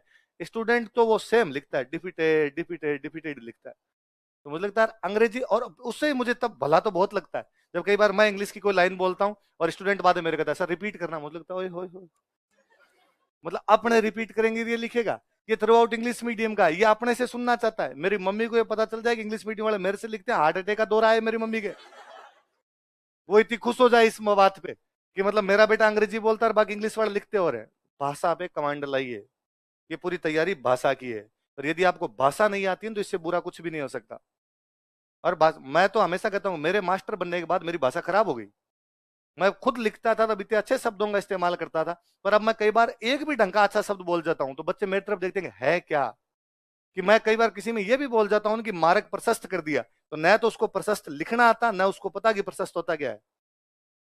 तो जब मरने दे रहे, अगली बार ये लिखा है मार्ग खोल दिया, खोलना समझ में आता है इसको, प्रशस्त नहीं आता है इसके समझ में, तो अपने रहने दे। मैं थोड़ा सा बोल जाऊं कि इसका उसके साथ तादात्म्य में स्थापित किया गया, तो उसको लगता है तादात्म्य में, पहले तुम उसको लिख के बताऊं तादात्म्य में क्या होता है, फिर उसको समझाऊं और तादात्म्य में क्या होता है। तो मुझे लगता है मेरा काम हिंदी पढ़ाना नहीं है, मेरा काम हिस्ट्री पढ़ाना है। मैं सिंपल शब्दों का इस्तेमाल कर लूंगा, हिस्ट्री पढ़ा दूंगा इनको ठीक ठीक सी, ताकि इनको हिस्ट्री समझ में आ जाए। घर पे जाके अपने हिसाब से कर लेंगे। जिन बच्चों की लैंग्वेज अच्छी होगी वो अपने हिसाब से अच्छे लिख लेंगे, जिन बच्चों की लैंग्वेज अच्छी नहीं होगी फूटे उनके, तैयारी और कीजिए। इसके अंदर कुछ ही नहीं किया जा सकता, हिस्ट्री पढ़ाई जा सकती है, भाषा थोड़ी पढ़ाई जा सकती है, पर मेहनत कीजिए। ये तैयारी ऑब्जेक्टिव एग्जाम नहीं है, ये ऑब्जेक्टिव दोगे सब्जेक्टिव दोगे, बोलना है, आगे जाके तीनों जगह काम आएगी। अभी थोड़ा इन्वेस्ट करोगे चीजों को, अभी थोड़ा टाइम लगाओगे इसके अंदर, तो चीजें स्मूथली हो जाएगी आपकी, वरना अचानक ऊपर बाहर पड़ेगा आके, तब ये चीजें कर नहीं पाओ। आई बात समझ में? लिखो अब आगे, तो ध्यान रखा करो थोड़ा, क्या यूं एक एक लाइन लिखते रहते हो। कौन सा लिखा? बिठोड़ा का युद्ध। तो कब हुआ बिठोड़ा का युद्ध? बिठोड़ा कहां पड़ता है? पाली। अंग्रेजों का कैप्टन कौन है? Captain Heathcote. जोधपुर से कौन है? कुशलराज सिंह भी। सामने सेना किसकी लड़ रही? उनके साथ कौन सी छावनी की फौजी? एरनपुरा। जीत किसकी हुई? कई फौजी शहीद हुए, पर जोधपुर के एक बड़े सेनापति शहीद हुए, उनका नाम क्या था? होनार सिंह पंवार। इसके 10 दिन बाद अगला युद्ध होता है, चेलावास का युद्ध। चेलावास भी पाली में एक जगह पड़ती है भैया ना। 10 दिन बाद में मतलब कब होगा बताओ? 18 सितंबर को। अच्छा, जब अंग्रेज इस युद्ध में हार के गए तो अंग्रेजों को बड़ा बुरा लगा, यार अंग्रेज गए, जोधपुर के राजा की सेना गई साथ में, हार के आ गए। तो उसने उन दिनों अपना यहाँ पे पॉलिटिकल एजेंट हुआ करता जॉर्ज पैट्रिक लॉरेंस। वह क्रांति में अपना एजीजी कौन था? George Patrick Lawrence. तो एजीजी जॉर्ज पैट्रिक लॉरेंस ने कहा मैं खुद जाऊंगा रे इस बार, और मैं खुद जाके हरा के आऊंगा इनको। इनकी इतनी औकात हो गई कि हमें हरा के भेज दे।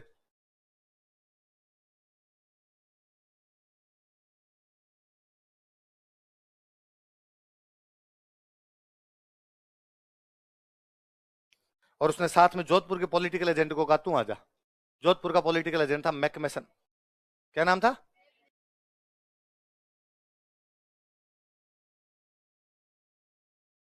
सामने तो वही, कौन सी सामंत लड़ रहे हैं आपके? कुशाल सिंह चंपावत।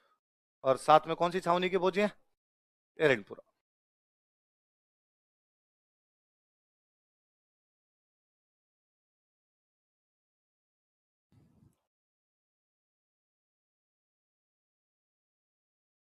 उतार लो भाई, कौन कौन?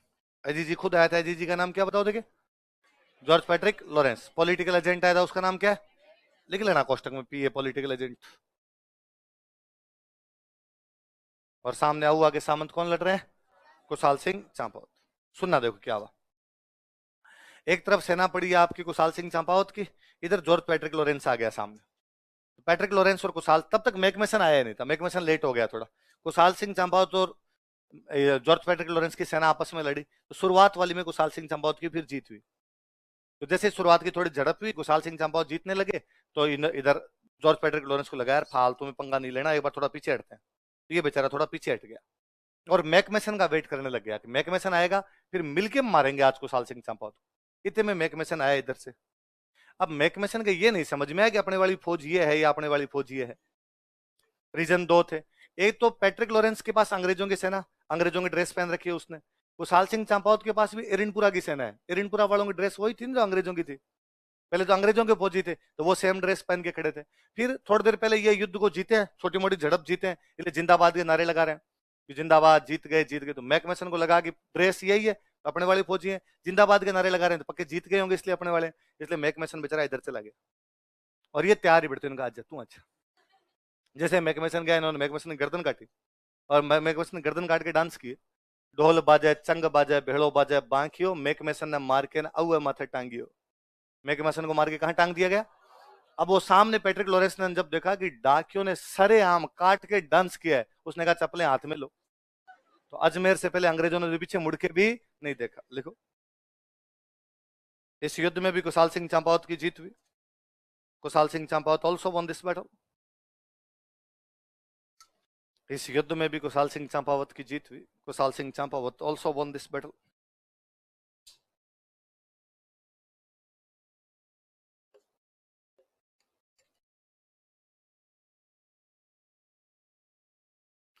इस युद्ध में भी कुशाल सिंह चंपावत की जीत हुई। Kushal Singh Champawat also won this battle. Kushal Singh मैंने कैसे लिखा है? फिर बोर्ड पे देख के भी सही नहीं लिखता। किसकी जीत हुई? कुशाल सिंह। किसको मार दिया गया? लिख लो, मैकमेसन को मार दिया गया। मैकमेसन वॉज मर्डर्ड। मैकमेसन को मार दिया गया। मैकमेसन वॉज मर्डर्ड। तो कोई पूछे भाई कौन सा पॉलिटिकल एजेंट मार दिया गया था, तो कौन सा पॉलिटिकल एजेंट मार दिया गया था? मैकमेसन। मैकमेसन को मार दिया गया। तो चेलावास में ना मैकमेसन की समाधि बनी हुई है और लोग वहां पे पूजा करते हैं। मैकमेसन मन्नतें पूरी करता है। मैकमेसन चेलावास का लोक देवता है। भला आदमी था बापड़ा, फालतू में इनके चक्कर में आ गया तो शहीद हो गया उस युद्ध के अंदर, तो भोमियोसा महाराज बन गए। तो मैकमेसन, कर्नल डिक्सन, ये सारे भोमियोसा अपने। अब भाई साहब, ये अंग्रेज जब इस युद्ध को हार के गए तो अंग्रेजों में एक बात फैली कि यार अव्वा वाले क्यों नहीं हार रहे, 2 युद्ध जीत गए यार अपने से। तो किसी ने कहा अव्वा वालों के पास सुगाली माता है। कौन सी माता है? और जब तक उनके पास सुगाली माता है तब तक उनका बाल भी बांका कोई, क्योंकि जैसे उनका एक भी फौजी मरता है वो उसको लेके सुगाली माता के जाते हैं, पत्थर को कर दे पानी, जय भवानी जय भवानी। और सुगाली माता उस मुर्दे को क्या कर देती है? जिंदा। इसलिए अव्वा के फौजी मर ही नहीं रहे। और जब अगलों के फौजी नहीं मर रहे तो अपने तो कितने ही मार देंगे वो तो हर बार जिंदा होके वापस आ रहे हैं। वीडियो गेम चल रहा है उनकी तरफ से। तो उधर आप विश्वास नहीं करेंगे, अगले 4 महीने तक अजमेर वाले अंग्रेजों की औकात नहीं भी अव्वा पर अटैक कर दे। दिल्ली वाले कह कह के मर गए। कलकत्ता दिल्ली से मैसेज आएगी, जाओ जाके बदला लो, मैकमेसन को मारा है। पैट्रिक लॉरेंस ने कहा नाम नहीं जाएंगे। का आदमियों से लड़ा जा सकता है, फौजियों से लड़ा जा सकता है, देवी देवताओं से लड़ाई थोड़ी हो। साक्षात सुगली माता खुद लड़ रही है उनकी तरफ से। फाइनली दिल्ली से फौज आई, अजमेर वाले अंग्रेज नहीं गए। इस बार वो आए 4 महीने बाद में, बाकी जगह क्रांति दबा दुबू के। इस बार उन्होंने डायरेक्ट अहुआ पर हमला किया। कहां पर हमला किया? लिखो अहुआ का युद्ध, बैटल ऑफ अहुआ। सब ये पाली में जगह है।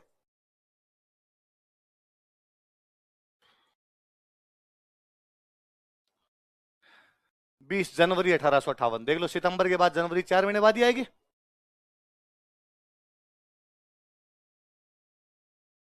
अंग्रेजों की तरफ से उधर से दिल्ली से आता कर्नल होम्स।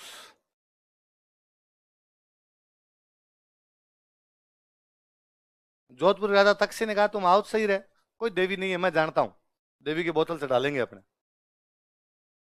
जोधपुर राजा ने अपना एक बंदा भेजा, हंसराज जोशी। जोधपुर की तरफ से कौन है? हंसराज जोशी।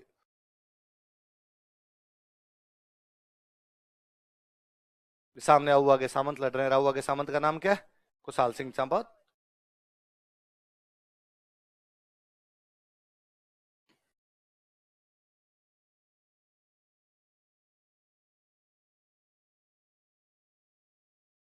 कुशाल सिंह चंपावत।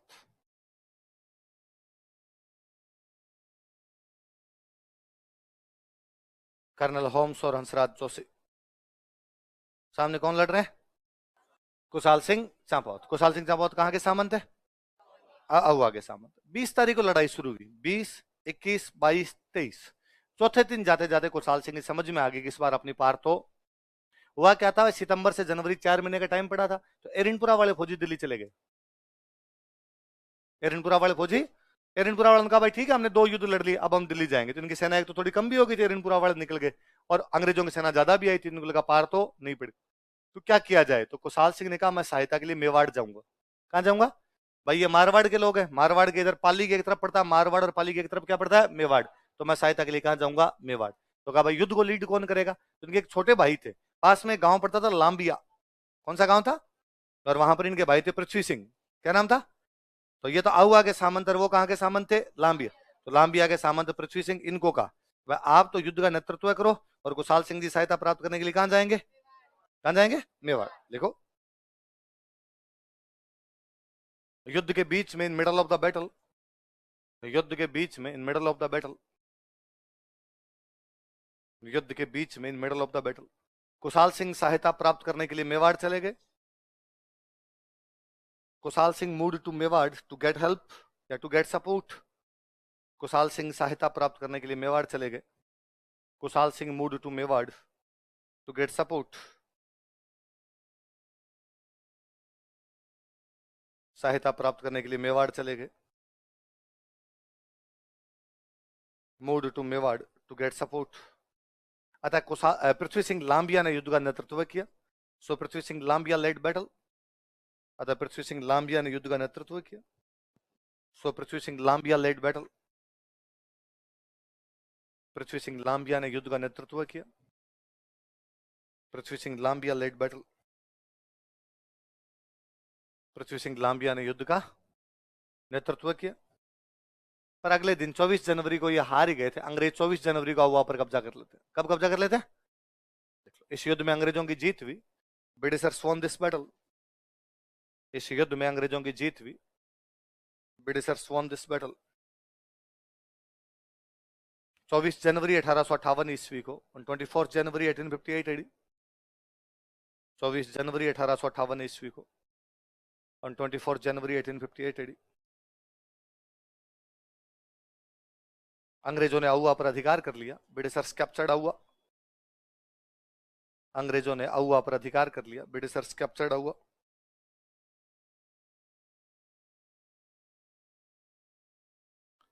ब्रिटिशर्स कैप्चर्ड आउवा तथा सुगली माता की मूर्ति उठाकर ले गए। उन लगा ये माता जी इनके पास रहेगी तो वापस ये जिंदा हो जाएंगे, तथा सुगली माता की मूर्ति उठाकर ले गए। And brought idol of Sugali माता,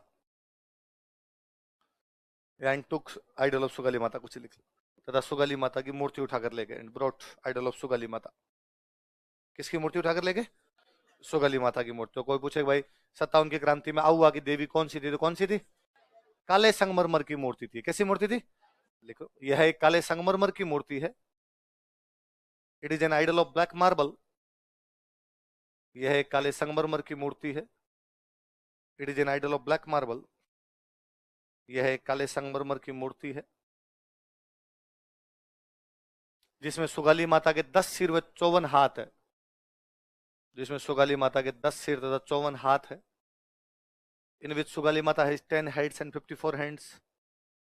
महिषासुर मर्दिनी टाइप की मूर्ति होती है, जिसमें सुगाली माता के 10 सिर तथा 54 हाथ है। इन which Sugali Mata has 10 heads and 54 hands. Sugali माता के 10 सिर तथा 54 हाथ। अंग्रेजों ने इसको, अजमेर में एक म्यूजियम था, राजपूताना म्यूजियम। कौन सा म्यूजियम था? लिख लो। अंग्रेजों ने इसे अजमेर के राजपूताना म्यूजियम में रखा था। Britishers kept it in Rajputana museum of Ajmer. अंग्रेजों ने इसे अजमेर के राजपूताना म्यूजियम में रखा था। Britishers kept it in Rajputana museum of Ajmer. अंग्रेजों ने इसे अजमेर के राजपूताना म्यूजियम में रखा था। Britishers kept it in Rajputana museum of Ajmer. लेकिन बाद में जब अपना देश आजाद हुआ तो अपने पाली में एक म्यूजियम बनाया गया, बांगड़। कौन सा म्यूजियम बनाया गया? लिख लो, कालांतर में, लेटर ऑन, कालांतर में, लेटर ऑन, इसे पाली के बांगड़ म्यूजियम में रख दिया गया था। इसे पाली के बांगड़ म्यूजियम में रखा गया। It was shifted to Bangar museum of Pali. इसे पाली के बांगड़ म्यूजियम में रखा गया। It was shifted to Bangar museum of Pali. इसे पाली के बांगड़ म्यूजियम में रखा गया। It was shifted to Bangar museum of Pali. Pali के बांगड़ म्यूजियम में रखा गया। कुशाल सिंह जी 23 तारीख को मारवाड़ से निकल के कहां गए? मेवाड़। 24 को अंग्रेजों ने आउवा पे क्या कर लिया? कब्जा। अब तो आउवा वापस आने का तो कोई मतलब ही नहीं। युद्ध आप हार गए, आउवा पे कब्जा आ गया, वापस भी आओगे तो अंग्रेज पकड़ के फांसी लगाएंगे आपको। अब क्या करें? तो मेवाड़ में रुक गए। मेवाड़ के अंदर एक ठिकाना था, उसका नाम था सलुम्बर। क्या नाम था? उदयपुर में एक सलुम्बर नाम की जगह पड़ती है, मेवाड़ का एक ठिकाना था। और यह सलुम्बर में एक सामंत थे, उनका नाम था केसरी सिंह। क्या नाम था? केसरी सिंह नाम के सामंत। ऐसे मेवाड़ में राजसमंद में एक ठिकाना पड़ता था, कोठारिया। उदयपुर तो कहां पर है? उदयपुर, सॉरी, सलुम्बर तो कहां पर है? उदयपुर। और कोठारिया कहां पर है? राजसमंद। कोठारिया में एक राजसमंद कोठारी नाम का ठिकाना था। यहाँ के एक सामंत थे जोध सिंह। क्या नाम थे? कुशाल सिंह जी। इनके पास गए, इन दोनों ने कहा कि हमारे पास रुक जाओ, कोई दिक्कत नहीं है, अंग्रेज यहां से नहीं पकड़ सकते आपको। तो किस किसने शरण दी बताओ देखे? केसरी सिंह और जोध सिंह। केसरी सिंह कहां के सामंत है? जोध सिंह कहां के? सलुम्बर कहां पड़ता है? उदयपुर। कोठारिया कहां पड़ता है? लिखो, मेवाड़ में, इन मेवाड़, मेवाड़ में, इन मेवाड़, सलुम्बर के केसरी सिंह, केसरी सिंह ऑफ सलुम्बर, सलुम्बर कोष्टक में उदयपुर लिख लेना। सलुम्बर के केसरी सिंह, केसरी सिंह ऑफ सलुम्बर, सलुम्बर के केसरी सिंह, केसरी सिंह ऑफ सलुम्बर, तथा कोठारिया के जोध सिंह एंड जोध सिंह ऑफ कोठारिया। कोठारिया राजसमंद में। तथा कोठारिया के जोध सिंह, जोध सिंह ऑफ कोठारिया, कोठारिया के जोध सिंह, सलुम्बर के केसरी सिंह तथा कोठारिया के जोध सिंह ने कुशाल सिंह को शरण दी। Give shelter to Kushal Singh, ने कुशाल सिंह को शरण दी। Give shelter to Kushal Singh, ने कुशाल सिंह को शरण दी। कई दिन तो यहाँ बैठे रहे, फिर फाइन लगा हुआ, अंग्रेजों का जोर पड़ता जा रहा है, अंग्रेज पकड़ेंगे सही। तब तक क्रांति व्रांति दब भी गई थी चारों तरफ। 1860 में नीमच में सरेंडर कर देते हैं। कहां सरेंडर करते हैं? मैंने अभी बताया था कि मेवाड़ की रक्षा के लिए अंग्रेजों की जो छावनी थी, वो छावनी कौन सी थी? नीमच। ये मेवाड़ में बैठे हैं, सबसे पास में छावनी कौन सी है? नीमच। नीमच के नीमच जाके सरेंडर कर दिया 8 अगस्त 1860 को। कब किया था? लिखो, 8 अगस्त 1860 ईस्वी को। और 8 अगस्त 1860 एडी। 8 अगस्त 1860 ईस्वी को और 8 अगस्त 1860 एडी। नीमच में कुशाल सिंह ने आत्मसमर्पण कर दिया था। Kushal Singh surrendered at Neemuch. नीमच में कुशाल सिंह ने आत्मसमर्पण कर दिया था। Kushal Singh surrendered at Neemuch. नीमच में कुशाल सिंह ने आत्मसमर्पण कर दिया था।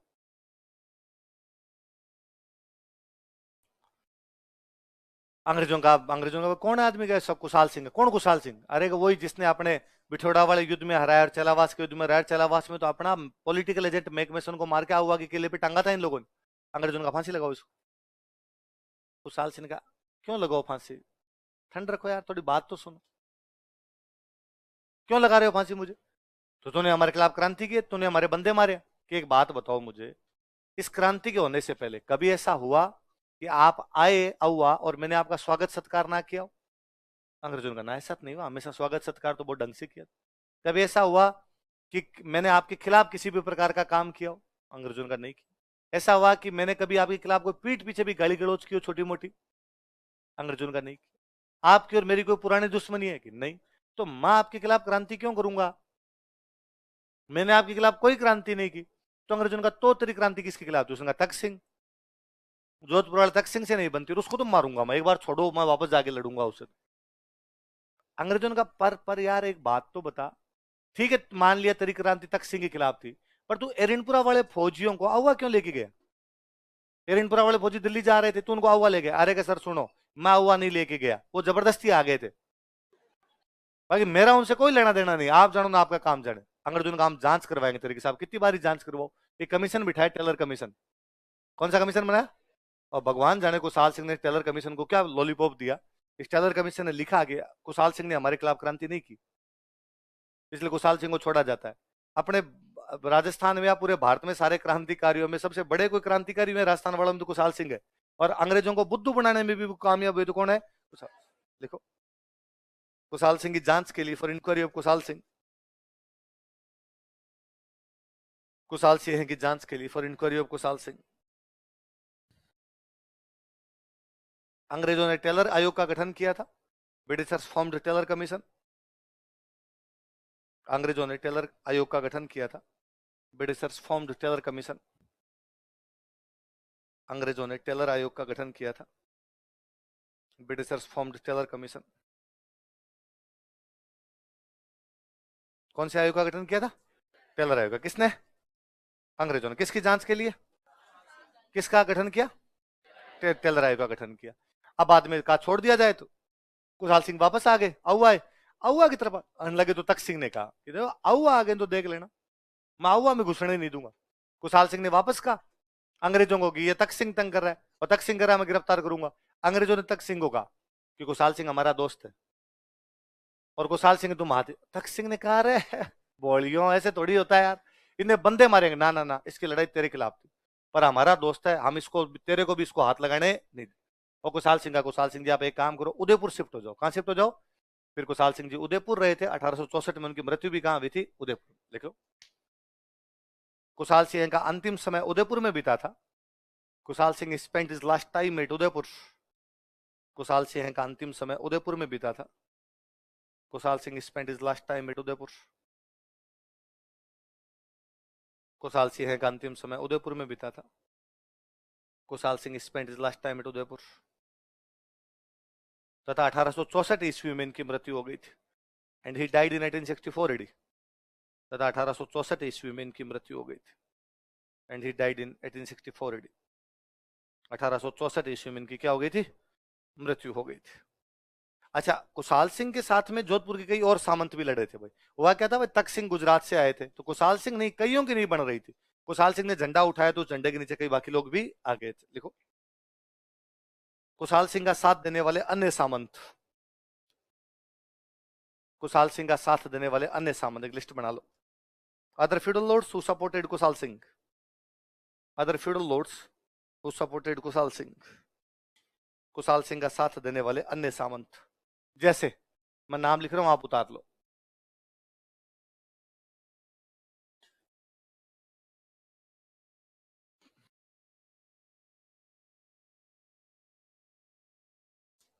शिवनाथ सिंह आसोप,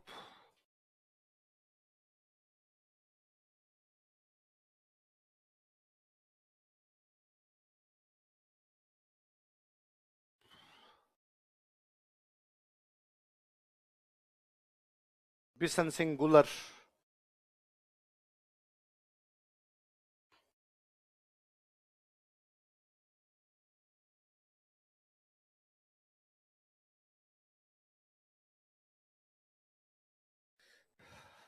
अजीत सिंह अलनियावास,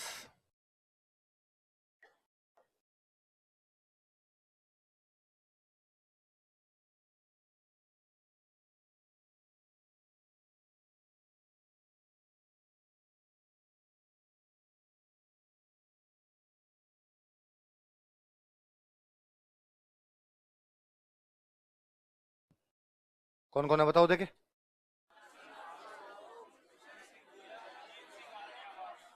हाँ हाँ, तुम्हें लगता है 57 की क्रांति में थे? पढ़ना आज घर पे जाके दोबारा पढ़ना। तो बहुत बाद में तख्त सिंह के बेटे जसवंत सिंह बने थे, उनके भी बहुत बाद में। क्या क्या बताओ देखे। शिवनाथ सिंह आसोप, बिशन सिंह गुलर और अजीत सिंह। आसोप पाली में एक जगह पड़ती है। आसोप तो कहां पे, सॉरी आसोप तो है जोधपुर में, और गुलर और अलनियावास है नागौर में। लिख लो, आसोप के आगे लिख लो जोधपुर, और गुलर और अलनियावास के आगे लिख लो पाली। नागौर रे, पाली क्यों निकल, नागौर। आसोप तो कहां पे आपका, जोधपुर। अलनियावास और गुलर दोनों कहां पे, ठीक है ना। पहले एक बुखार आया करता, उस बुखार को बोलते गुजराती बुखार। क्या बोलते, गुजराती बुखार। नाम तो भूल गया, गुजराती बुखार कुछ नाम भी हुआ करता था, और गुजराती बुखार था। उस गुजराती बुखार ज्यादा चढ़ता ना, तो गुल्लर एक पेड़ होता है गुल्लर का, तो गुल्लर के पत्ते पीस के पिलाते हैं, तो बुखार का असर क्या हो जाता कम। तो कहते बिशन सिंह गुल्लर की और तख्त सिंह की आपस में बनती नहीं थी। एक दिन दरबार लगा हुआ था, तो तख्त सिंह ने बिशन सिंह को आंखें दिखाते हुए कहा कि बिशन सिंह मैं गुजराती हूँ, ध्यान रखना, यूं हड़के में मत लेना। मतलब जैसे गुजराती बुखार आदमी को मार देती है, वैसे मैं गुजराती हूं, मैं मार दूंगा कभी। तो बिशन सिंह ने वापस यूं टांग पे टांग धरका, तो मैं गुल्लर को हूं। गुजराती बुखार किससे उतरती है, गुल्लर से उतरती है। तो ये बुखार तो उतारनी आती है मेरे को, मत चिंता करना बोलेगा। अच्छा, पहले दो युद्ध हुए। पहले युद्ध कौन सा हुआ आपका, बिठोड़ा। फिर कौन सा हुआ, चेलाव। 18 सितंबर को चेलावास हो गया। फिर बीच में 4 महीने का टाइम पड़ा है, तो एरनपुरा वाले फौजियों ने कहा अब हम दिल्ली जाएंगे। कहाँ जाएंगे, तो उन्होंने कहा हमने आपका साथ दिया, आप हमारा साथ दो। तो एरनपुरा वाले फौजियों के साथ में दिल्ली की तरफ कोई गए थे, तो वो थे शिवनाथ सिंह। कौन थे, तो कोई पूछेगा आपसे कि विद्रोही जब दिल्ली की तरफ गए तो उनका नेतृत्व कौन कर रहे थे, लाइन चेंज कर लिखो। शिवनाथ सिंह आसोप के नेतृत्व में, under leadership of Shivnath Singh Asop, Shivnath Singh Asop के नेतृत्व में, under leadership of Shivnath Singh Asop, Shivnath Singh Asop के नेतृत्व में, under leadership of Shivnath Singh Asop, विद्रोहियों ने दिल्ली की तरफ जाने का प्रयास किया था। Rebels tried to march towards Delhi, विद्रोहियों ने दिल्ली की तरफ जाने का प्रयास किया था। Rebels tried to march towards Delhi. Haryana में एक जगह पड़ती है नारनौल, ये नारनौल तक चले गए थे, लेकिन नारनौल में अंग्रेजों की फौज आ गई सामने, वहां पे हार के वापस आ गए थे।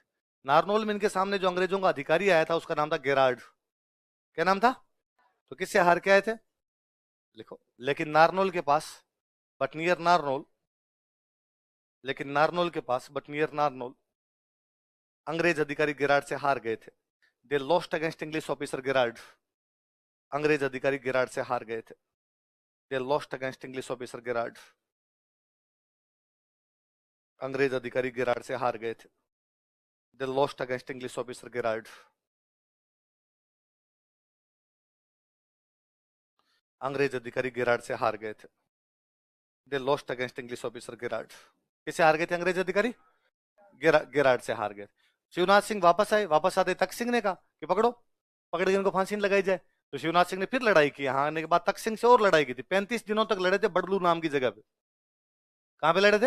यहाँ जोधपुर में बड़लू नाम की जगह, वहां पे 35 दिनों तक युद्ध किया था। लिखो, बड़लू नामक स्थान पर, at place named Badlu, Badlu नामक स्थान पर, at place named Badlu, Shivnath Singh ने 35 दिनों तक संघर्ष किया था। Shivnath Singh struggled for 35 days. Shivnath Singh ने 35 दिनों तक संघर्ष किया था।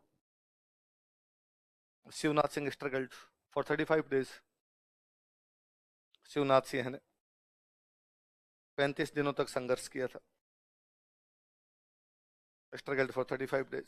कितने दिनों तक संघर्ष किया था? 35 दिनों तक संघर्ष किया था।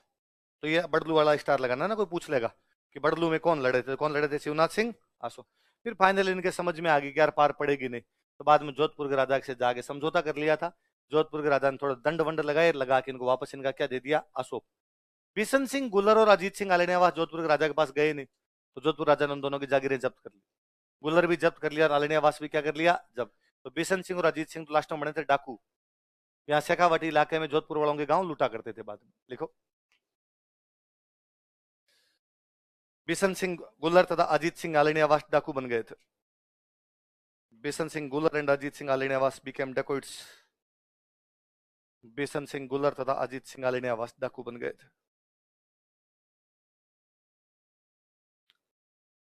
Bishan Singh Gullar and Ajit Singh Alnewas become dacoits.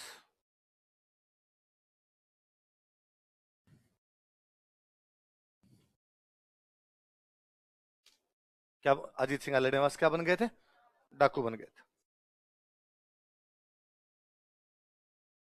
Auwa में जब क्रांति हुई थी तो क्रांति के दो केंद्र थे। कितने केंद्र थे? रिवोल्ट के दो सेंटर थे इसके। कहां कहां पे? दो मंदिर थे जो सेंटर थे। एक माता जी तो बताई थी मैंने आपको, कौन सी माता जी है? तो ये तो सुगाली माता का जो मंदिर है वो इसका सेंटर हुआ करता। एक शिव जी का मंदिर था, कामेश्वर महादेव। कौन सा मंदिर था? तो मुझे याद है एक बार आरएस में क्वेश्चन था कि कामेश्वर महादेव मंदिर कहां पर है, तो कहां पर है कामेश्वर महादेव मंदिर? आहुआ। कहां पर है? तो दो केंद्र कौन कौन से हैं आहुआ में क्रांति के, बताओ देखे? सुगाली माता मंदिर और, लिख लो, ऐसा कैसे उतार लो, रिवोल्ट के दो सेंटर।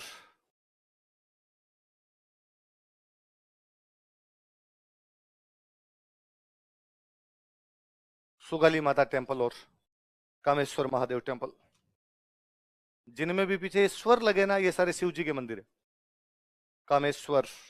आप जयपुर में मंदिरों के नाम नोटिस करेंगे, रेलवे स्टेशन के बाहर मंदिर बना, रेलेश्वर महादेव। जल के प्याऊ के बाहर मंदिर है, जलेश्वर महादेव। थाने के पास में मंदिर है, थानेश्वर महादेव। झारखंड मोड़ पे मंदिर है, झारखंडेश्वर महादेव।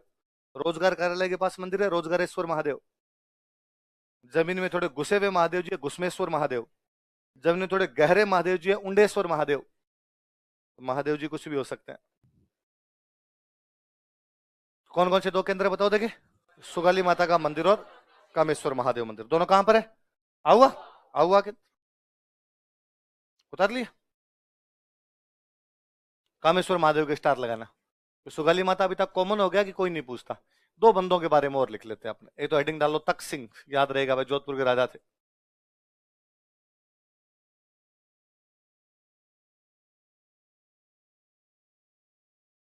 तख्त सिंह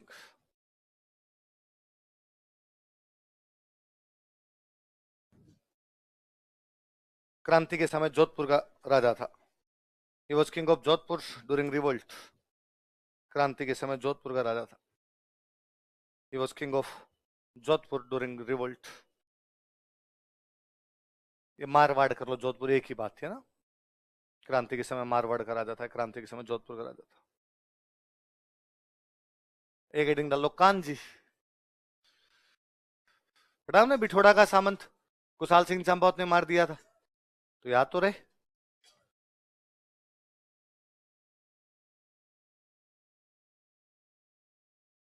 लिखो, यह बिठोड़ा का सामंत था। ये वो फिडल लॉर्ड ऑफ बिठोड़ा। यह बिठोड़ा का सामंत था। It was feudal lord of Bithora. तथा कुशाल सिंह चंपावत ने हत्या कर दी थी। तथा कुशाल सिंह चंपावत ने इसकी हत्या कर दी थी। And Kushal Singh Champawat murdered him. Kushal Singh Champawat ने इसकी हत्या कर दी थी। And Kushal Singh Champawat murdered him. Kushal Singh Champawat ने हत्या कर दी थी। ये भाई अपने चार छावनियों की क्रांति। ब्यावर खेरवड़ा में तो भी नहीं थी, चार छावनियों में नसीराबाद, नीमच, देवली और एरंड। इसके अलावा यदि कहीं बड़ी क्रांति हुई तो वो होती कोटा। कहां पे हुई थी? कोटा में पब्लिक क्रांति कर गई थी, जनता क्रांति कर गई थी, लेकिन कोटा का जन विद्रोह, पॉपुलर रिवोल्ट ऑफ कोटा।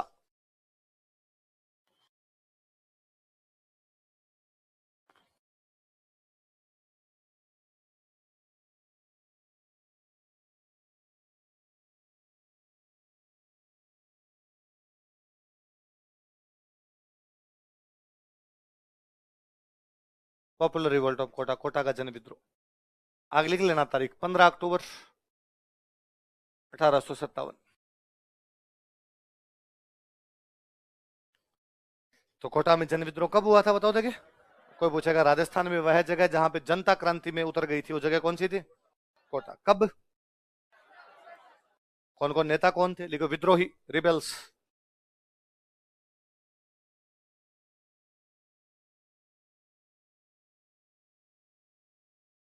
मैं लिखता हूं वैसे के वैसे उतार लो, फिर अपने बात करेंगे।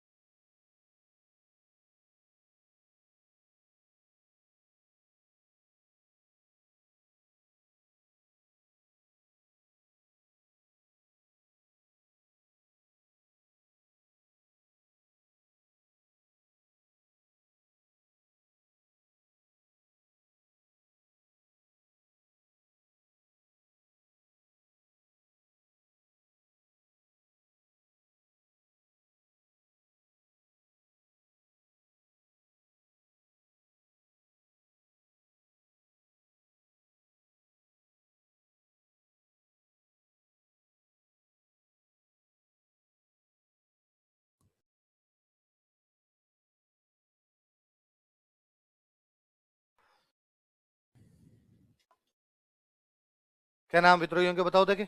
वकील जयदयाल मथुरा और रिसालदार मेहराब खान करोल। सुनो देखो मेरी बात सुनो। अंग्रेजों का भारत में सबसे बड़ा अधिकारी कौन होता? Governor general.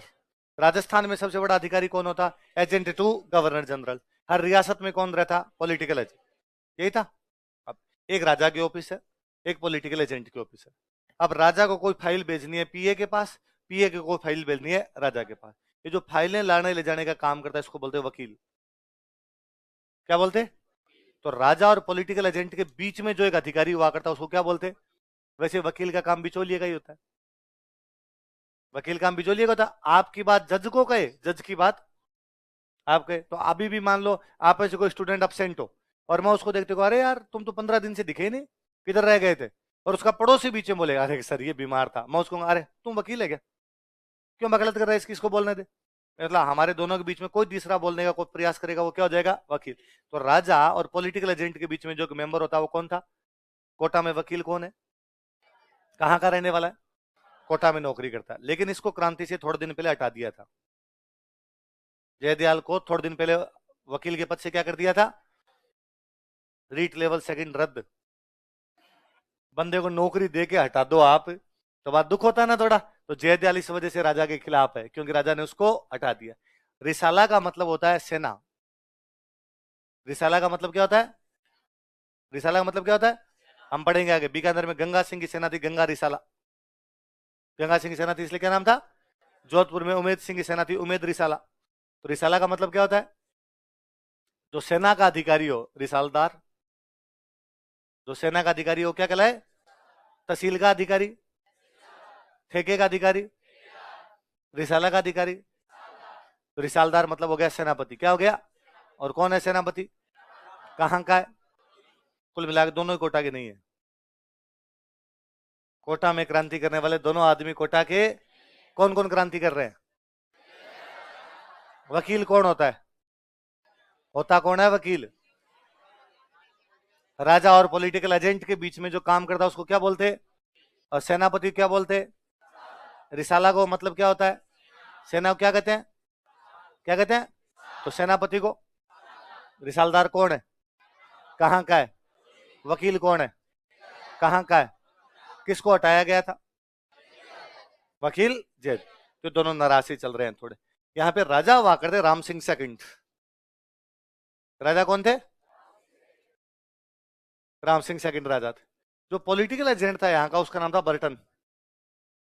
क्या नाम था, क्रांति कितनी तारीख को हुई यहाँ पे, 14 अक्टूबर को बर्टन राम सिंह के पास गया और बर्टन ने जाकर राम सिंह कहा कि राम सिंह जी, मेरे को दो आदमियों पे डाउट है, एक तो वकील जयदयाल पे, एक रिसालदार मेरा, और ये दोनों क्रांति करेंगे।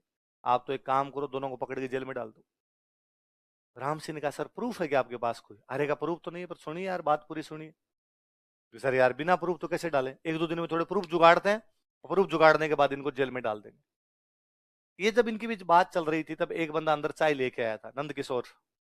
कौन आया था, नंद किशोर ने बात सुनी और जाके जयदयाल मेहराब खान का कि जयदयाल मेहराब खान, राजा और पॉलिटिकल एजेंट बात कर रहे थे कि तुम दोनों को क्या किया जाएगा, गिरफ्तार किया जाएगा। और जयदयाल मेहराब खान को लगा ये अपने को गिरफ्तार करें, उससे पहले अपने कांड कर ही दें।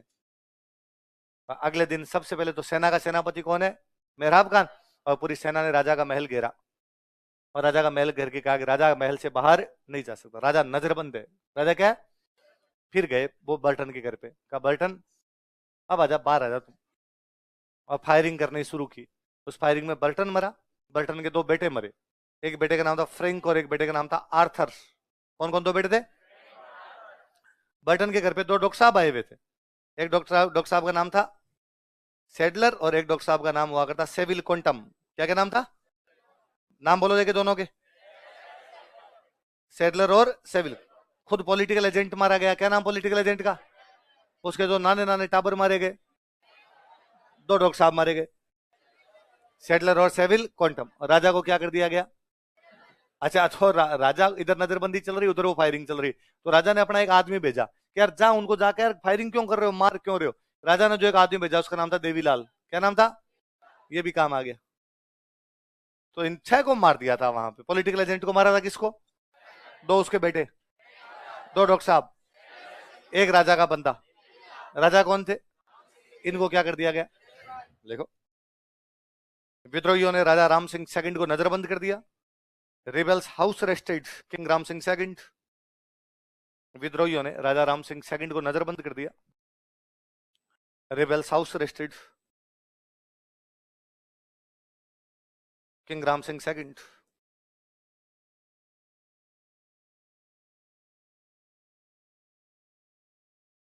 लाइन चेंज करके लिखो।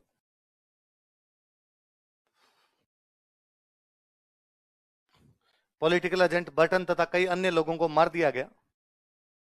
Political agent Burton and some other people were murdered. Political agent Burton तथा कई अन्य लोगों को मार दिया गया। Political agent Burton and some other people were murdered.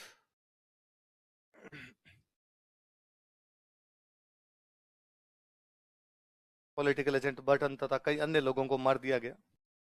Political agent Burton and some other people were murdered. जैसे कौन कौन मार दिए गए, बाकी के नाम लिखो। फ्रैंक और आर्थर, दोनों आगे लिख लो, बर्टन के पुत्र फ्रैंक और आर्थर। अंग्रेजों के टाबर कितने क्यूट क्यूट से होते हैं, डाकियों से कैसे मरे होंगे, नहीं होते हैं अंग्रेजों के, गाल खींचने का जीव करे वैसे होते हैं अंग्रेजों के टाबर। अपने वाले होते हैं काले पीले बुरे ऐसे, अंग्रेजों वाले तो टाबर फूट रहे होते हैं। तो लिख लो फ्रैंक और आर्थर क्या है, बटन के पुत्र। नीचे लिख लो सेडलर और सेविल क्वांटम। आगे लो डॉक्टर, डॉक्टर साहब का इलाज हो गया इधर। कौन कौन दो डॉक्टर मारे गए बताओ देखे, सेडलर और सेविल। लिख लो देवीलाल। आगे लिख लो राजा का प्रतिनिधि, रिप्रेजेंटेटिव ऑफ किंग, समझाने आया था कि लड़ाई मत करो। हाँ, देवीलाल को लेने के देने पड़ गए।